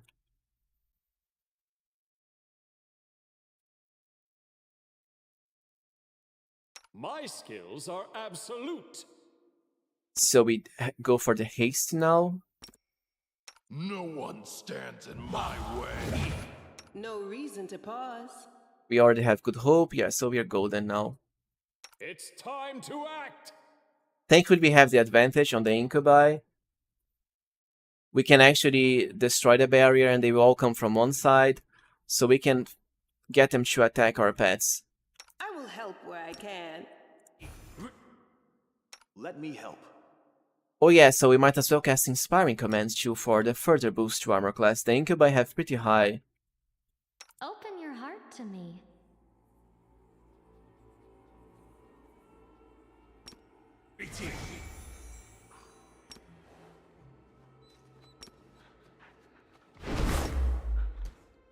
Right, so now we can get started. Rely on me. I will lend you my aid.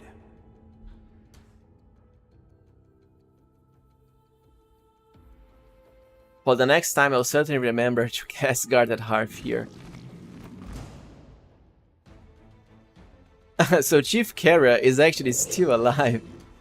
Oh yeah, because we didn't finish her off with an adamantine or shock weapon. On the other hand, I'm guessing the Incubi are hiding in plain sight here, which is why we can't see them. Let's see if we can have our reach characters attack the Chief. Without the... yeah, so the Incubi were revealed now. I don't think the Incubi can attack us because they don't have reach. We should be able to hit Chief Kara though. Let's see. Let's hear you cry.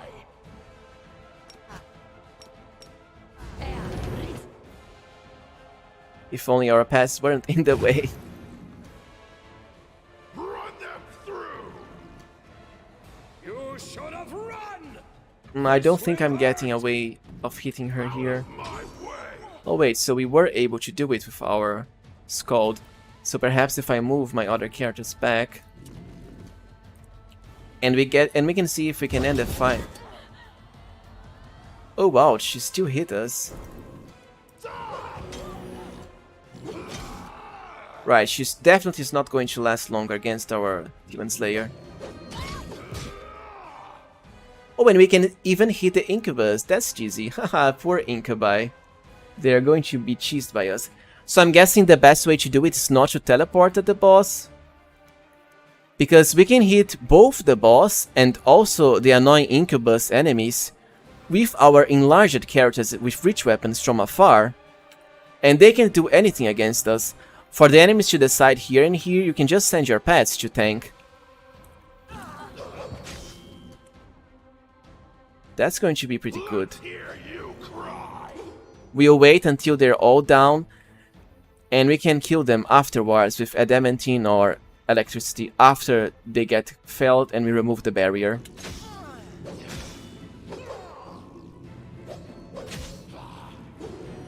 That's a pretty nice strategy. DAERAN is spamming heal because I had him set on autocast. I am superior. Right, so just one Incubus left. Let's attack with our Demon Slayer because he's the best for this.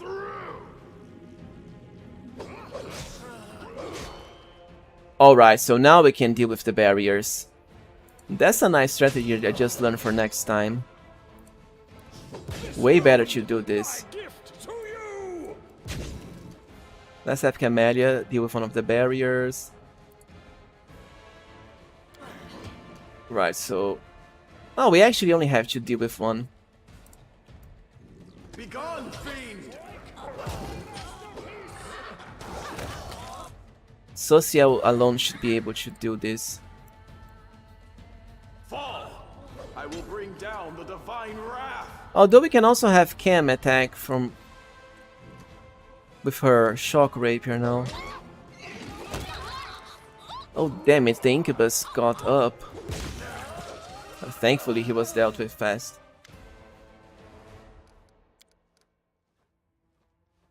And thank you for watching, Terry. It's always nice seeing you here. It shouldn't take long for me to finish the dungeon, it's getting late. Yeah, and I'll be sure to post the stream afterwards too. Upload it, I mean.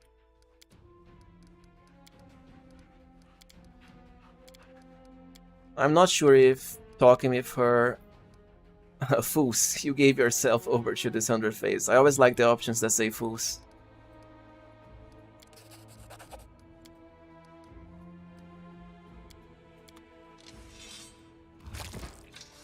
I think she drops an item that we can use to craft something. The blasting bracers, I don't know why they tease you with these bracers because they don't let you use them. That's a bummer. Oh, so she does drop a key that we need. Call me again if you need to. Move out.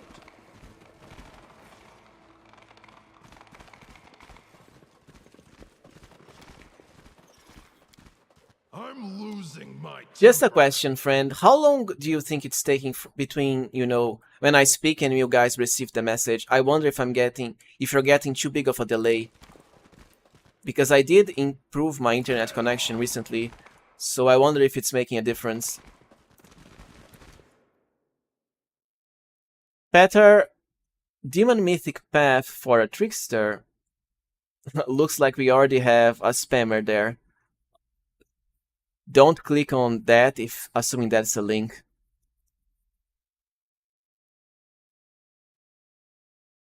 YouTube Live has a slight delay when you broadcast. Yeah, I think that's normal. Demon Mythic Path for Arcane Trickster. I'm not sure. I think Demon is best for difficulty class based casters. For Arcane Trickster, well, it could certainly work.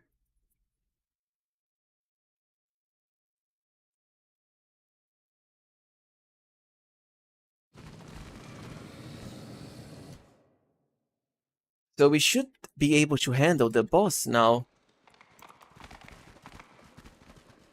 I think the boss is somewhere up here. It should be the path.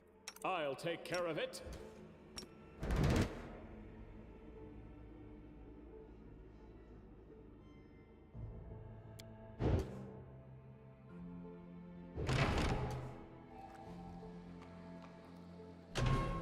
I lead. You follow. Another annoying marauder. Hopefully we can charge My to seal will his is fate. resolute. Oh, we can't. That's a bummer. Together we stand. He's a little bit near the corner here. That's nice to hear, Loftur. I really invested in a better internet for the sole point of achieving better stream quality, because I want to be able to interact with you all and not take very long to answer your comments. Right, so we can charge now with some of our pets. This is why I say it pays off to press the letter V on your keyboard to pause and quickly unpause the game again. A bright future awaits. To get you to... So now battle has started already. 2 marauders, that's going to be a pain. But with the power of charge, we can probably handle them. 3 marauders! Oh man. The 3 most annoying enemies in the game. I might as well cast Mark of Justice at one of them.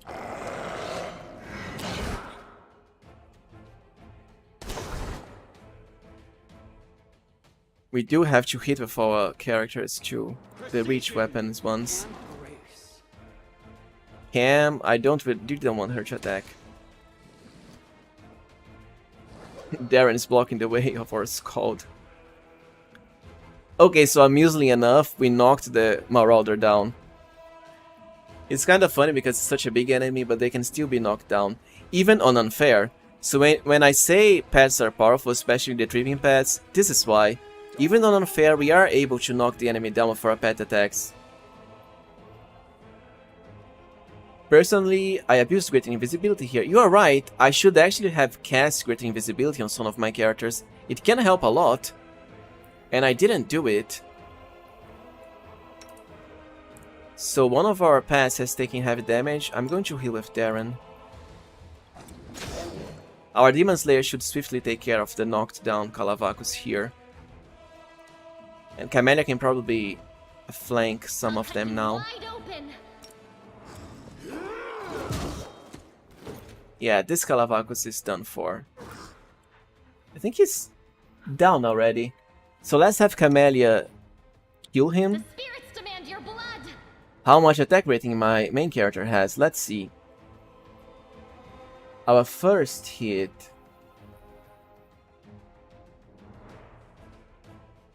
Let's see if I can find where we do our first hit against the Kalavakos for our main character.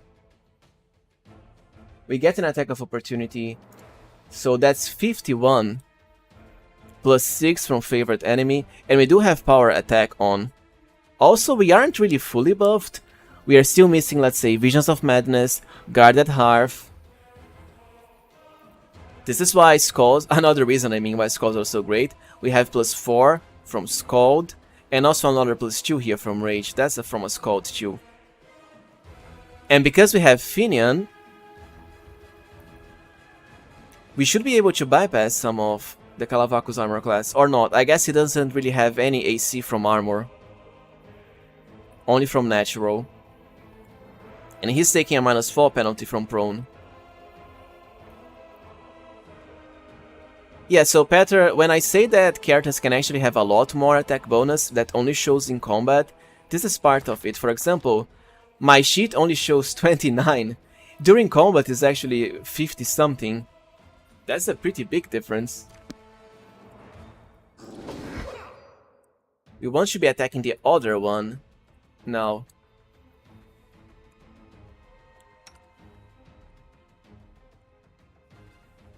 The inheritor, guide my blade. Why I don't have the Shatter Defenses feat? Honestly, I prefer to leave Shatter Defenses to around level 15. Because that is when casters gain access to the... Let's see Sosiel here. Level 8 spells. Right, Frightful Aspect spell. It will automatically shaken enemies, which does make you proc Shatter Defenses with ease. You have 100% Shatter Defenses proccing with Frightful Aspect.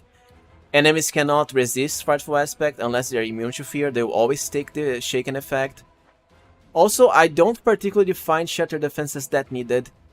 Like my demon character, as you can see here, is able to hit the super high armor class enemies on unfair just fine.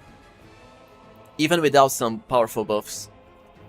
And he doesn't have Demonic Rage on too. One of the Kalavakus is moving, why? Oh, he's going for DAERAN. That's a smart Kalavakus. He actually disrupted our concentration. That's rare, you don't really see enemies doing smart moves like this often. I'm surprised. Let's have SEELAH hit this Kalavakus here with Mark of Justice. We only need a single one for the boss anyways. And the boss has super low armor class too. Where is Cam? Why isn't she... She was supposed to attack this one.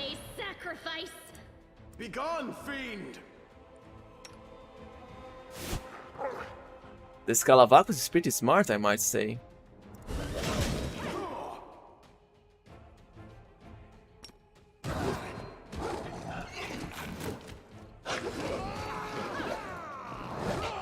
Oh, poor Sosie is taking damage from the Kalavakus. Yeah, this Kalavakus has very high int. He's even charging for our SKALD, who has lower armor class. Probably the smartest enemy in the entire game I've seen so far.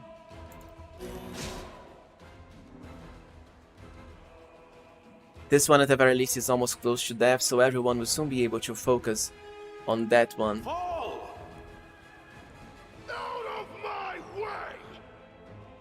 Unfortunately, one of our dogs has hit critical low. Petter, I do think you can increase the damage of your swarm enemies, swarm summons I mean. Mark of Justice certainly does it, which is why it's so powerful when you combine it with Creeping Doom.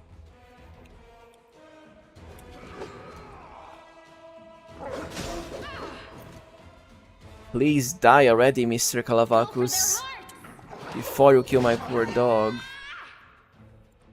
I will bring down the divine wrath. Strike!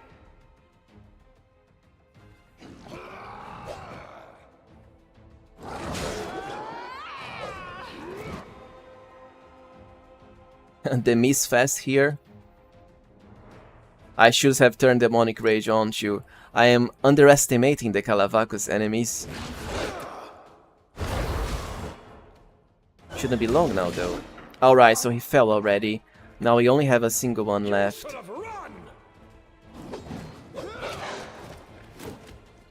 Which doesn't have that high hit points left too.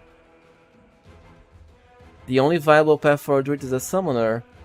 I haven't really tried a summoner build yet. I'm waiting for patch 1.2 to hit, because I really want to make a summoner guide and also do an Aeon summoner for the Aeon Mythic path.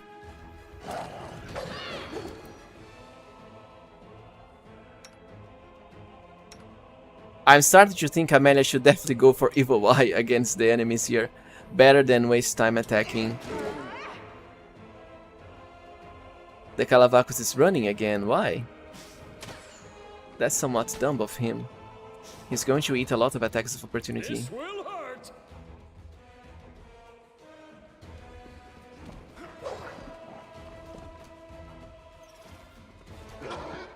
Let's see if I actually got Evil Eye on. No, so I still need to do it. Let's have Cam auto... Okay, so she's casting Evil Eye now.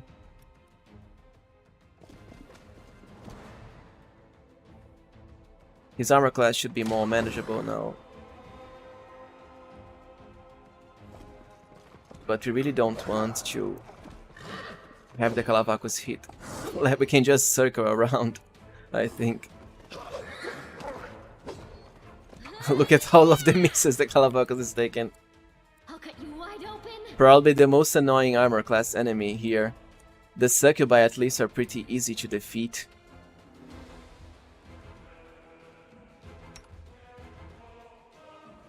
Oh, of course, my Scald Rage song has worn off already.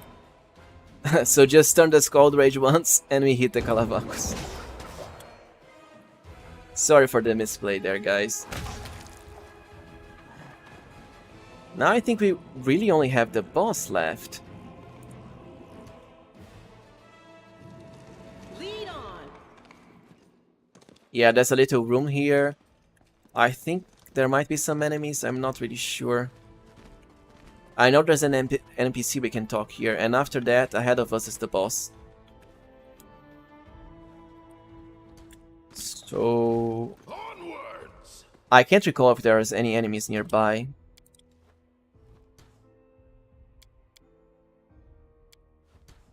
Might as well prepare just in case.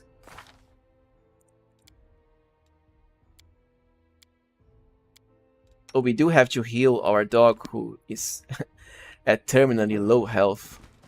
Smile.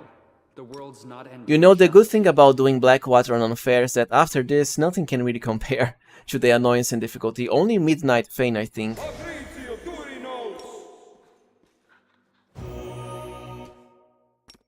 The world has suffered enough. A nice thing about having both SOSIEL and DAERAN is all of the healing that you can get for free. I welcome your company. I am never wrong. Amusingly enough, your Skald can actually still cast spells even while under Scald Rage. The same is not true for your other characters. Yeah, Midnight Fane can be a challenge if you don't really know what you're going to do there. The enemies can be tough and it's a pretty big dungeon too. Yeah, so no enemies here. Only the NPC. Helpful, am I not? Damn. It's just not my lucky day. I think there's a way of going around this machine here where you can craft a circlet that lets you open some doors. I honestly always forget how to do it. I just go for the boss. A trivial task. I don't think there's even anything you can do with the NPC here.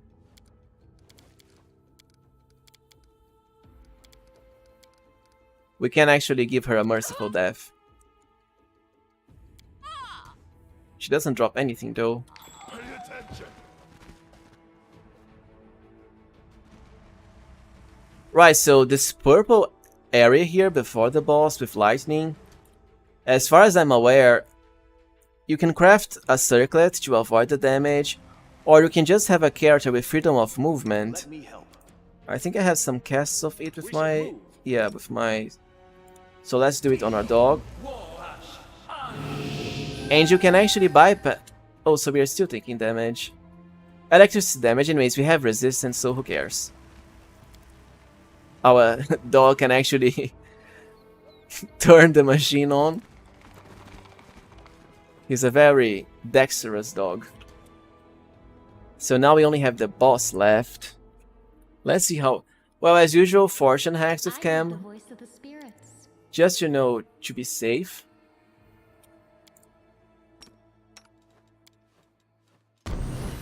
We really don't want to mess things up at the end. Especially after the entire hell we went through.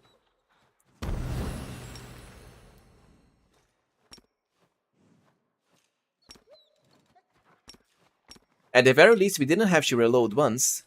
That's why it pays off to have good healing supplies, especially a stack of Raised Dead scrolls.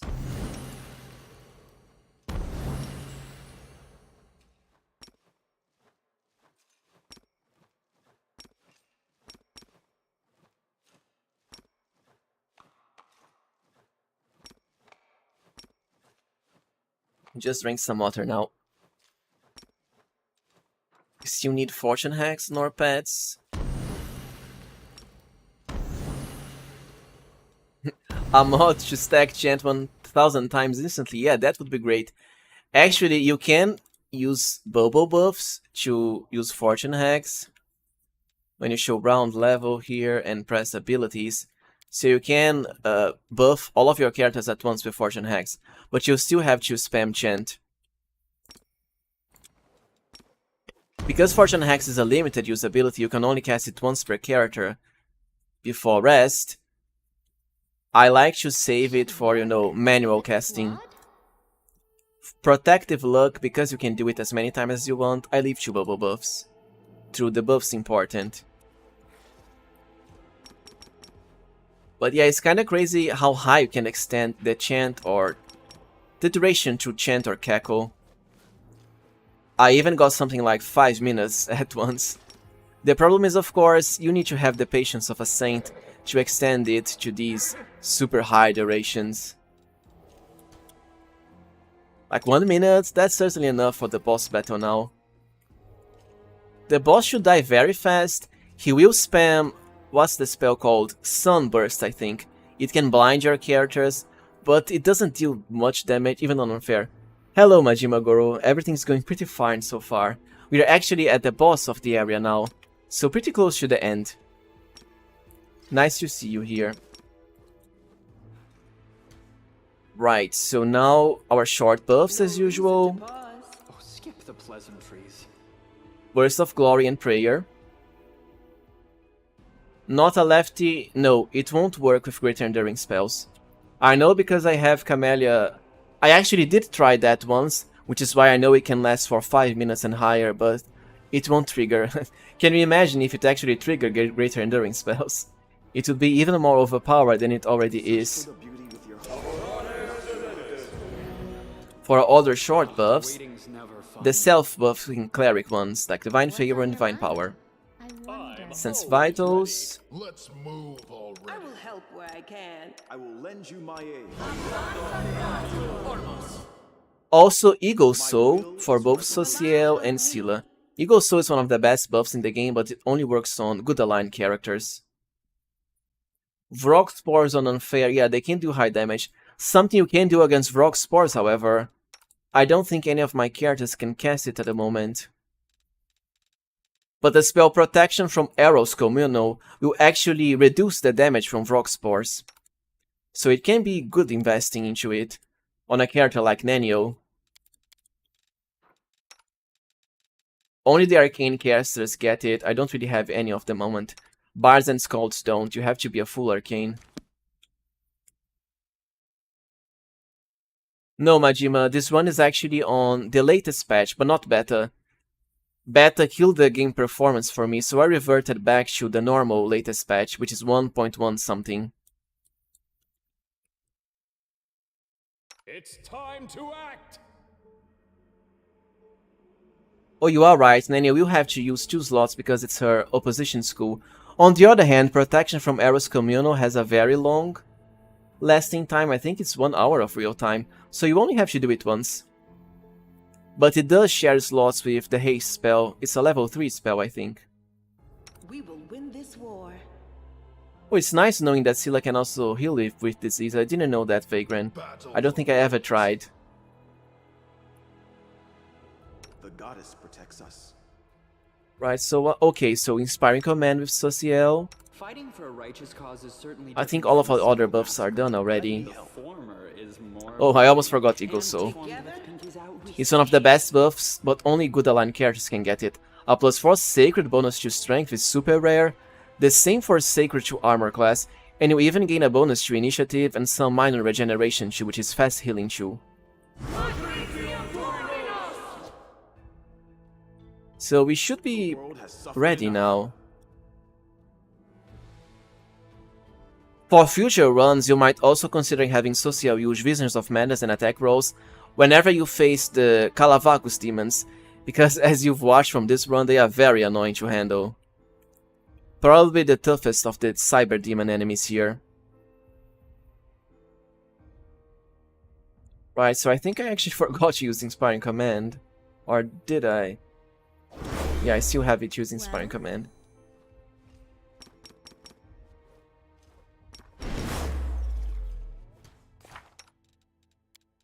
Oh, you are right, I think any alignment can use it.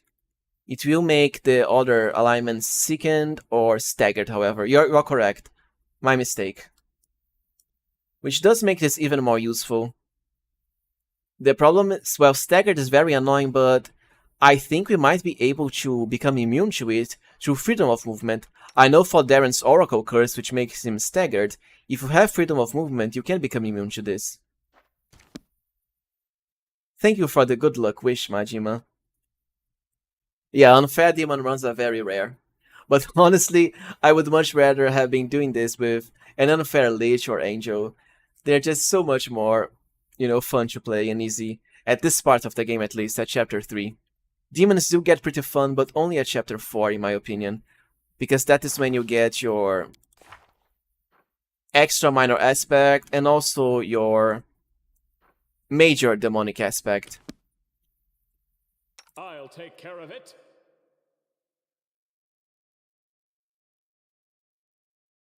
Right, so enough talking, I think we should be fully buffed now. Rules are made to be broken.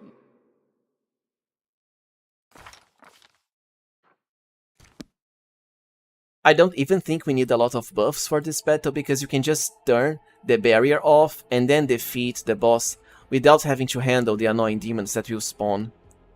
The boss should spam Sunburst, the spell though, on you. But we have Fortune Hacks and we can just heal the blind effect. Anyways, so Inspired Rage on. We might as well leave it on for now because it is the last battle that we're doing. I welcome your company.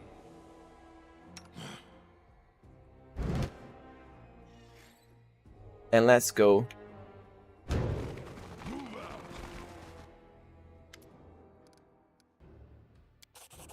None shall escape! So to turn the barrier off, you have to handle all of these machines, two to the side here and the other two here. I don't think you can do this when you are mounted because of a bug when interacting with objects. Oh yeah, Peter. Ivu can really get an amazing amount of caster level for dispelling. Unfortunately, she is going to be nerfed on patch 1.2. They will reduce poor Ivu's caster level, so no more OP dispelling Ivu.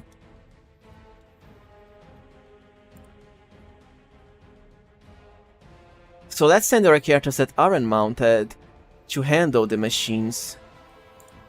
Or we might as well dismount our characters actually. Just demon charge to the barrier, can we actually do that? Wait, we can, that's really cheesy. I'm a bit worried. I think 100 Face can only really attack you with spells. Her stats, or his stats, I'm not sure, are super low. Yep, no more best dispeller in the game being Ivu. She will have her caster level nerfed. Poor Ivu. Be sure to feed her some cookies to make up for it.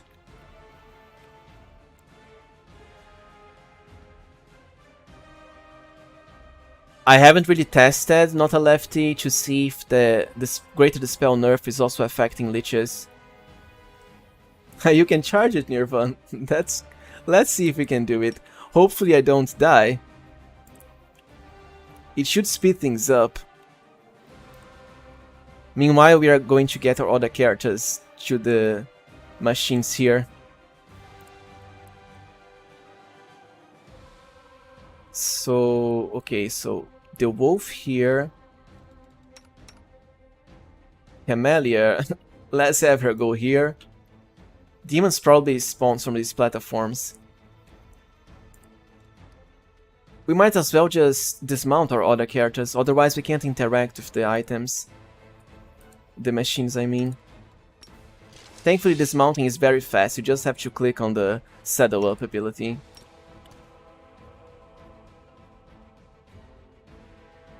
A lot of stuff getting nerfed in 1.2, yeah.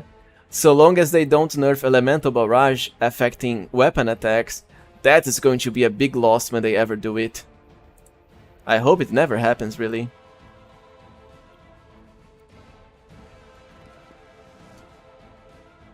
Right, so let's send our horse here.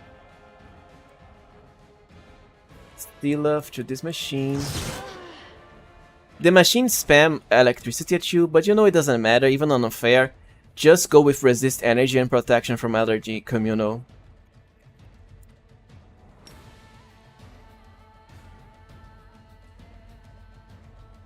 You are right, Peter. If Elemental Barrage is ever made not to work on weapons, it's going to be a totally useless feat. It's not good at all for spellcasters.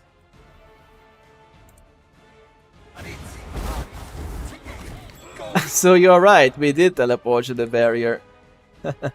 And we also get a free attack now from a standard action, so we are probably going to disrupt 100 phase spellcasting. Critical hit. So a demon already spawned here. Oh, please don't target Cam. Interact. Our horse. It's kind of funny having our pets handle the machines. I forgot to interact the machines here. Right, so the barrier was already dispelled. 100 face was actually hit by our aspect of the wolf trip attack. So they were knocked down. They didn't even manage to get a spell. I think we can just kill them now and the demons should stop spawning. Yep, there we go. Die. These options sure are something. Just die.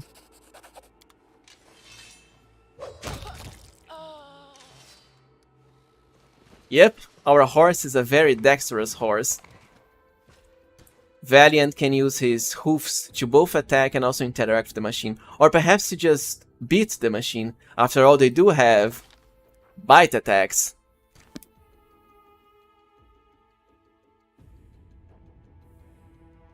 All this waiting bores me. Like I said, 100 face is very easy compared to the... well, everything else in the dungeon, really. The loot is just a crappy crossbow, which is kinda insulting, you know.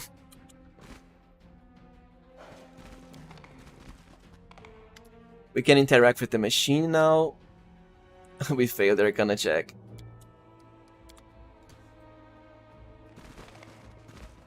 You can train... oh, we do get a naked succubus here. That's something, I guess. Well, a half-naked succubus, I think.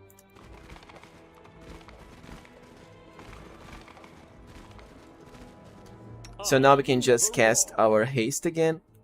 My leopard had massive trickery. Yeah, I bet. Leopards have crazy high dexterity. That wouldn't surprise me. Now there is another interesting piece of loot here, which is the Numerian Greatsword and also the Doomguy helmet. I can't quite remember where they are though. I think one is around here. We'll probably have to face the salamanders. I think if we don't attack them, we don't have to fight them. No one stands in my way. The salamanders can be pretty annoying. They aren't as tough as the cyber demons, but they do have some power.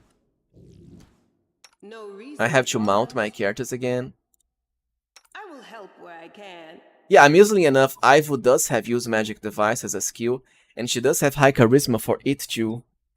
She can use scrolls. Your pets, unfortunately, You cannot equip scrolls or potions on them. On their quick slots, I mean. They do get hostile if you loot the fuel, though. Yeah, I think they do. You're right.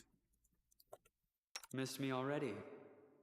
I think we only have 3 seconds left of prayer. Might as well request it, just in case we have to fight the salamanders. Rely on me. I will lend you my aid. Iva's not a pet. She isn't. Yeah, she's not an animal. We can't cast Animal Growth, but we can actually cast Legendary Proportions, which is great because it does let you ride Ivo earlier than otherwise. If you cast Prayer nearby the salamanders, they'll also aggro, so be wary of that. Just like the worker enemies here. Ivo is a friend, not a pet. I mean, she is a dragon.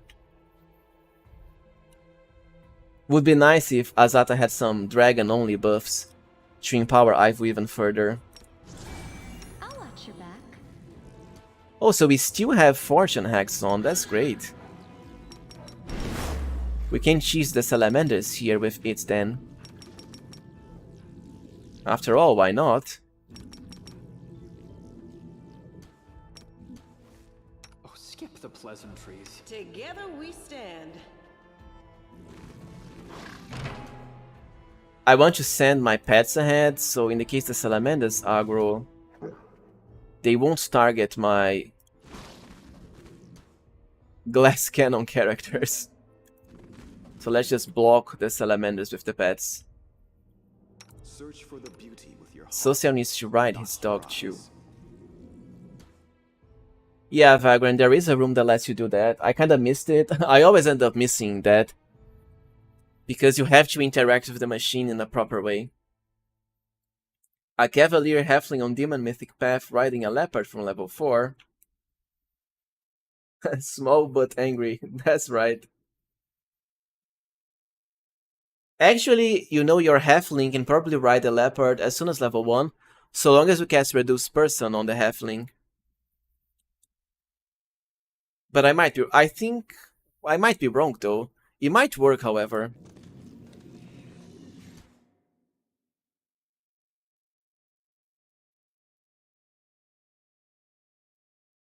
Oh, it's nice knowing you can use shield scrolls on pets. That could actually help a lot in this battle, I mean this area here for example, because the extra armor class does matter a lot on unfair. A bright future awaits us. So everyone that Death needs to be is closed is life's already final closed. surprise. This is one of the doors that you should open with a lockpick, because I think the Doom Guy helmet is here, either that or the Numerian longsword. What's on your mind? I wonder. Yeah, it's the Doom Guy helmet. Helmet of the Abyss Killer.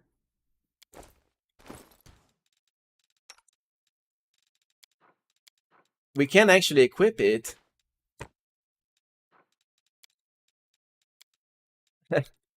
It doesn't really do anything as far as I'm aware. But hey, you get to look pretty cool. If you want to be Doom Guy. A perfect reward for all of the cyber demons we just fought.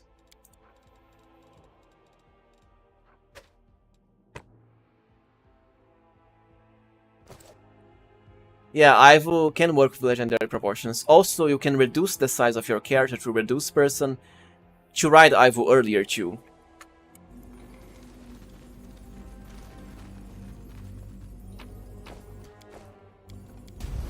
We even have another relic here, so we could rest even more times. The Great Sword is in the loot room for the mini-boss, Chief. Yeah, we should try returning there. But you know, since we are here, we might as well kill the salamanders. After all, why not? My will is resolute. Oh, we can charge at The them. This goddess is perfect. protects us. Let's just charge and catch them unaware. We're My salamanders. spell's not working like that. Unfortunately,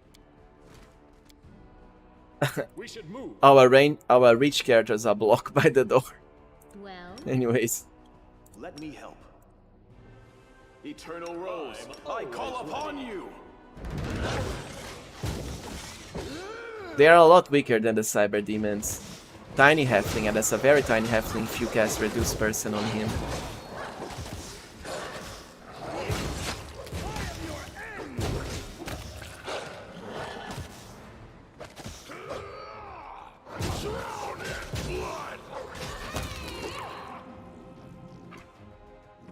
Right. So the salamanders are dead. Let's then loot the Numerian Greatsword, which is the other great item of this dungeon. A good thing about the salamanders is that they do drop +3 spears, which do sell for quite a nice penny. This entire dungeon is a very easy way of getting a lot of money, so while it is somewhat annoying, at the very least you're gaining something from it. Yeah, so with this component here for 100 face circled, we get this to craft the circlet, which does let us open some doors. I always end up missing it though. Welcome back, Terry, I thought you had gone to sleep. Like this purple door here, we could use the circlet to open it. But let's see if we can get the Numerian Greatsword now as our last great item. This should be the chieftain's room.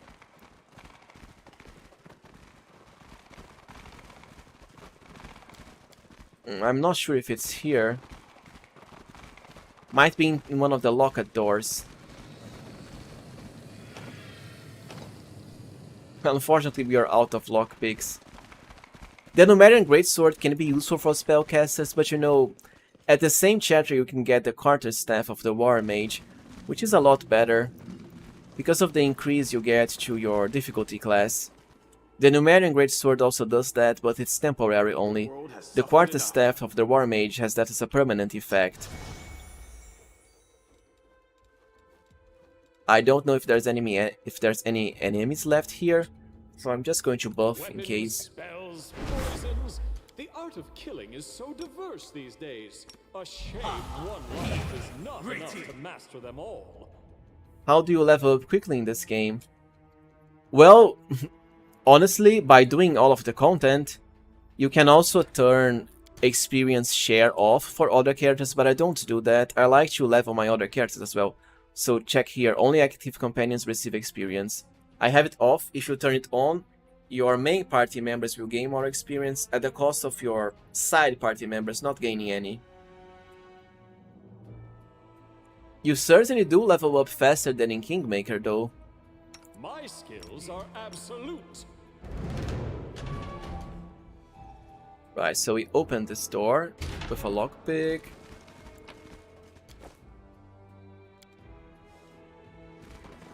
A trivial task. Battles await. But the door is kinda useless. I'm not really sure where we can get the code. Play solo as Angel. Angel is a great solo class, at least as soon as chapter 3 starts. Anyways.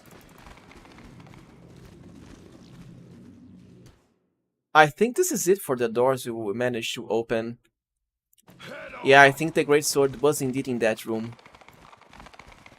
But we need a certain code to open it, and I probably missed it somewhere along the path. Not really sure where it could be now. Oh, so we still have a door left to enter. Oh, but there's going to be more enemies there, I think. I'm already annoyed of dealing with all of these Blackwater enemies. Well, we still have buffs though, so why not? Might as well complete the dungeon. We will win this war. Let's move already. Smile, the world's So not prayer ending and just protect, yet. prayer and burst of glory. Help where I can. Search for the beauty within.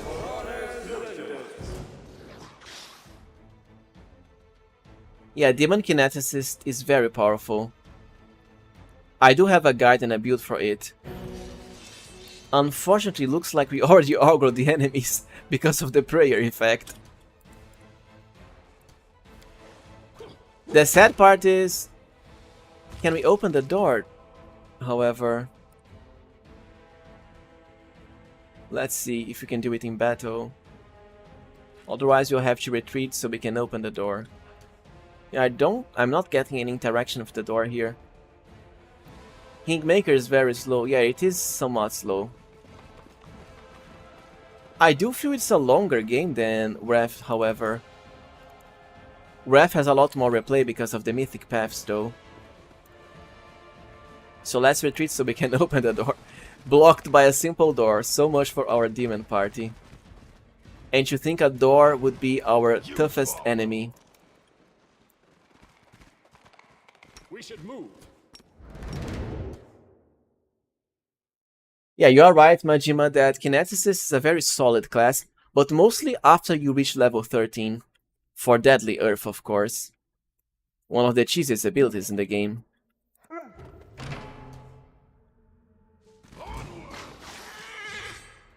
Into the fray!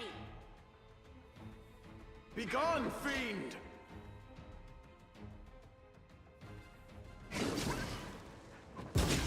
That would be nice indeed, Vagran. If the roguelike DLC does let us use mythic characters. Wow, our wolf and SEELAH were actually destroyed by the salamanders here. They're back with a vengeance. Don't hold back. Might be because of the chieftain salamander now. Of course, our demon character is at the back instead of hitting the enemy. Run them through!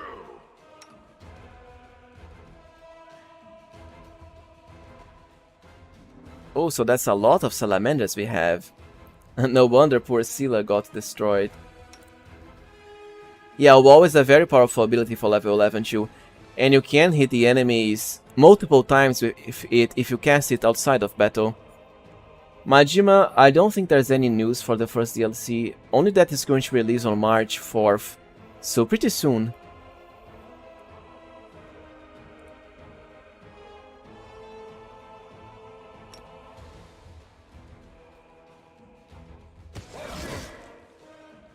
I'm scared my characters might die here from the salamander spam. I think some salamanders are down though.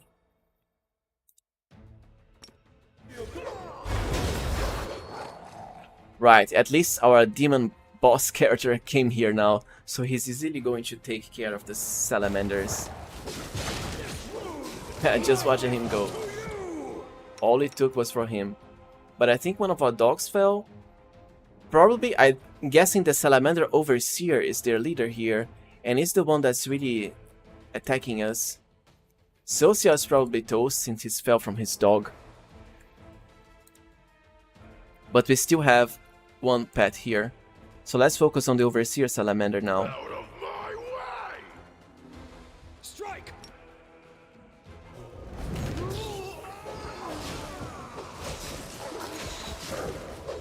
I gotta say, I wasn't expecting the salamanders here to be so tough. I probably underestimated them. I don't give enduring spells to my skull, Terry, mostly because I don't have the feats to spare for it.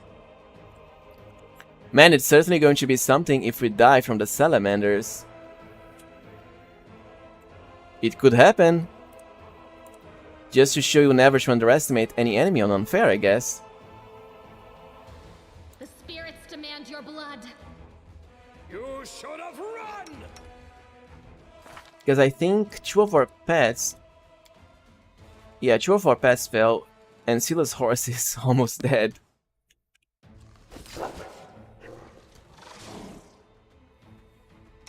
Let's have Cam use Evil Eye on the Salamander Overseer. It's probably the most annoying of the enemies. DAERAN can probably keep our pet healthy. Right, so the Overseer is almost dead now. And we'll have to heal our pet right again. Thankfully, we only have one Salamander alive now.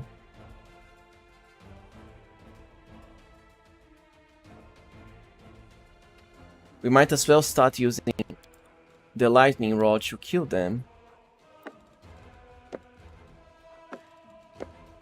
Since Sosiel is down and CAMELLIA doesn't have a way of getting there.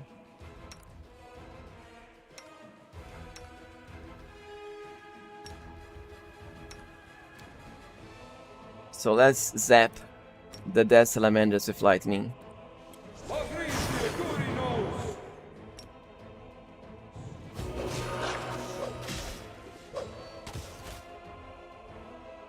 I'm not sure if I'm attacking the right salamander.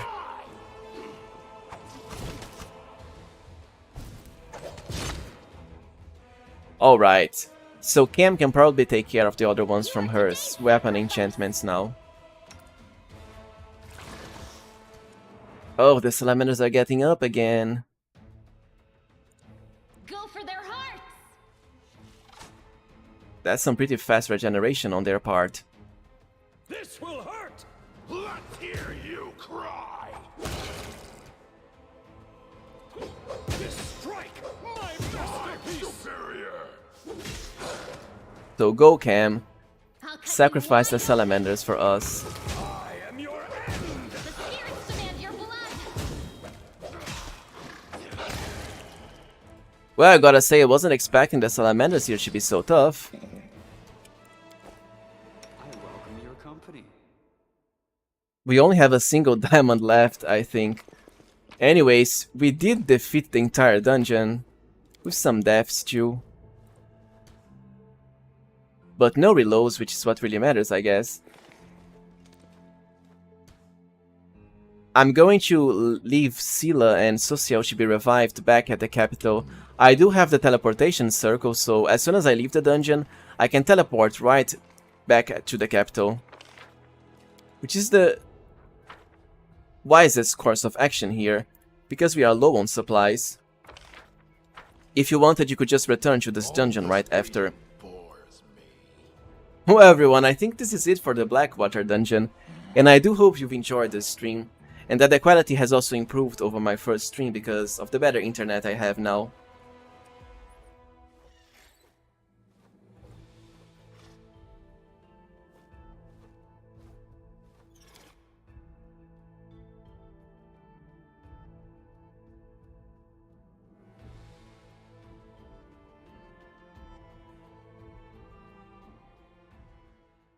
I'm going to sleep soon too, President Togekis. Boa noite pra você também. Wait, I think I chose to enter the dungeon again, instead of teleporting to the present. Oh, it's a crusade battle, why? I have no idea why this trigger here. I guess when I exited the dungeon, a moving demon army reached us. Anyways, there's some bonus crusade battle content, everyone. Not sure why they're here, but they are. Thank you, MT, and you too, Majima. I'll be certainly streaming more. I'm thinking of starting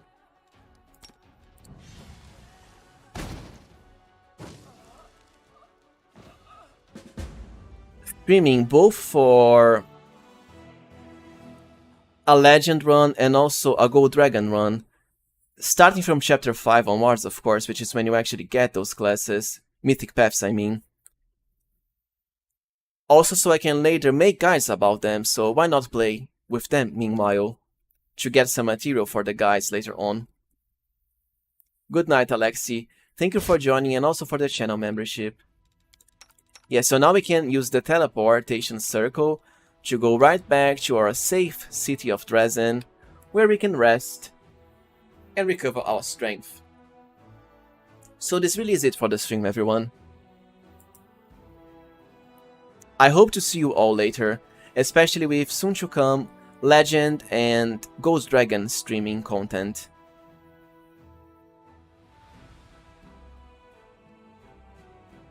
Oh Majima, so you want to know about my demon build? Actually, I already have a guide for the demon path. One of the builds is the one I use here, so you can check that, but it's basically, in this case it's a two-handed demon build. See you tomorrow too, Terry. It's a very simple build really, it's just focused on two-handing attacks. For my demon guide, I do have a Shapeshifter demon build that also starts as two-handed. But the build progression is very simple. You know, we have power attack, exotic weapon proficiency for shard, we also get cleave, the teamwork feat, so combat reflexes, outflank, seize the moment, improved critical, and that's mostly it for the core feats. The rest are just abilities we get for free as a ranger. For our ranger feats, we go with the two weapon fighting lines, so cleave, cleaving finish, later great cleave, and improved cleaving finish. So yeah, please be sure to check it out. So I'll be logging now, friends. Thank you so much for watching, and see you next time. Terry, I did change my SKALD build. It's a two-handed SKALD. And speaking about it, I'll probably post a guide tomorrow for SKALD with both two-handed and also throwing axe SKALD builds to complement my dual-wielding SKALD builds that I have posted already. So see you soon, friends. See you too, Majima. See you all later, and thank you so much for joining once again. Have a good night's sleep, everyone.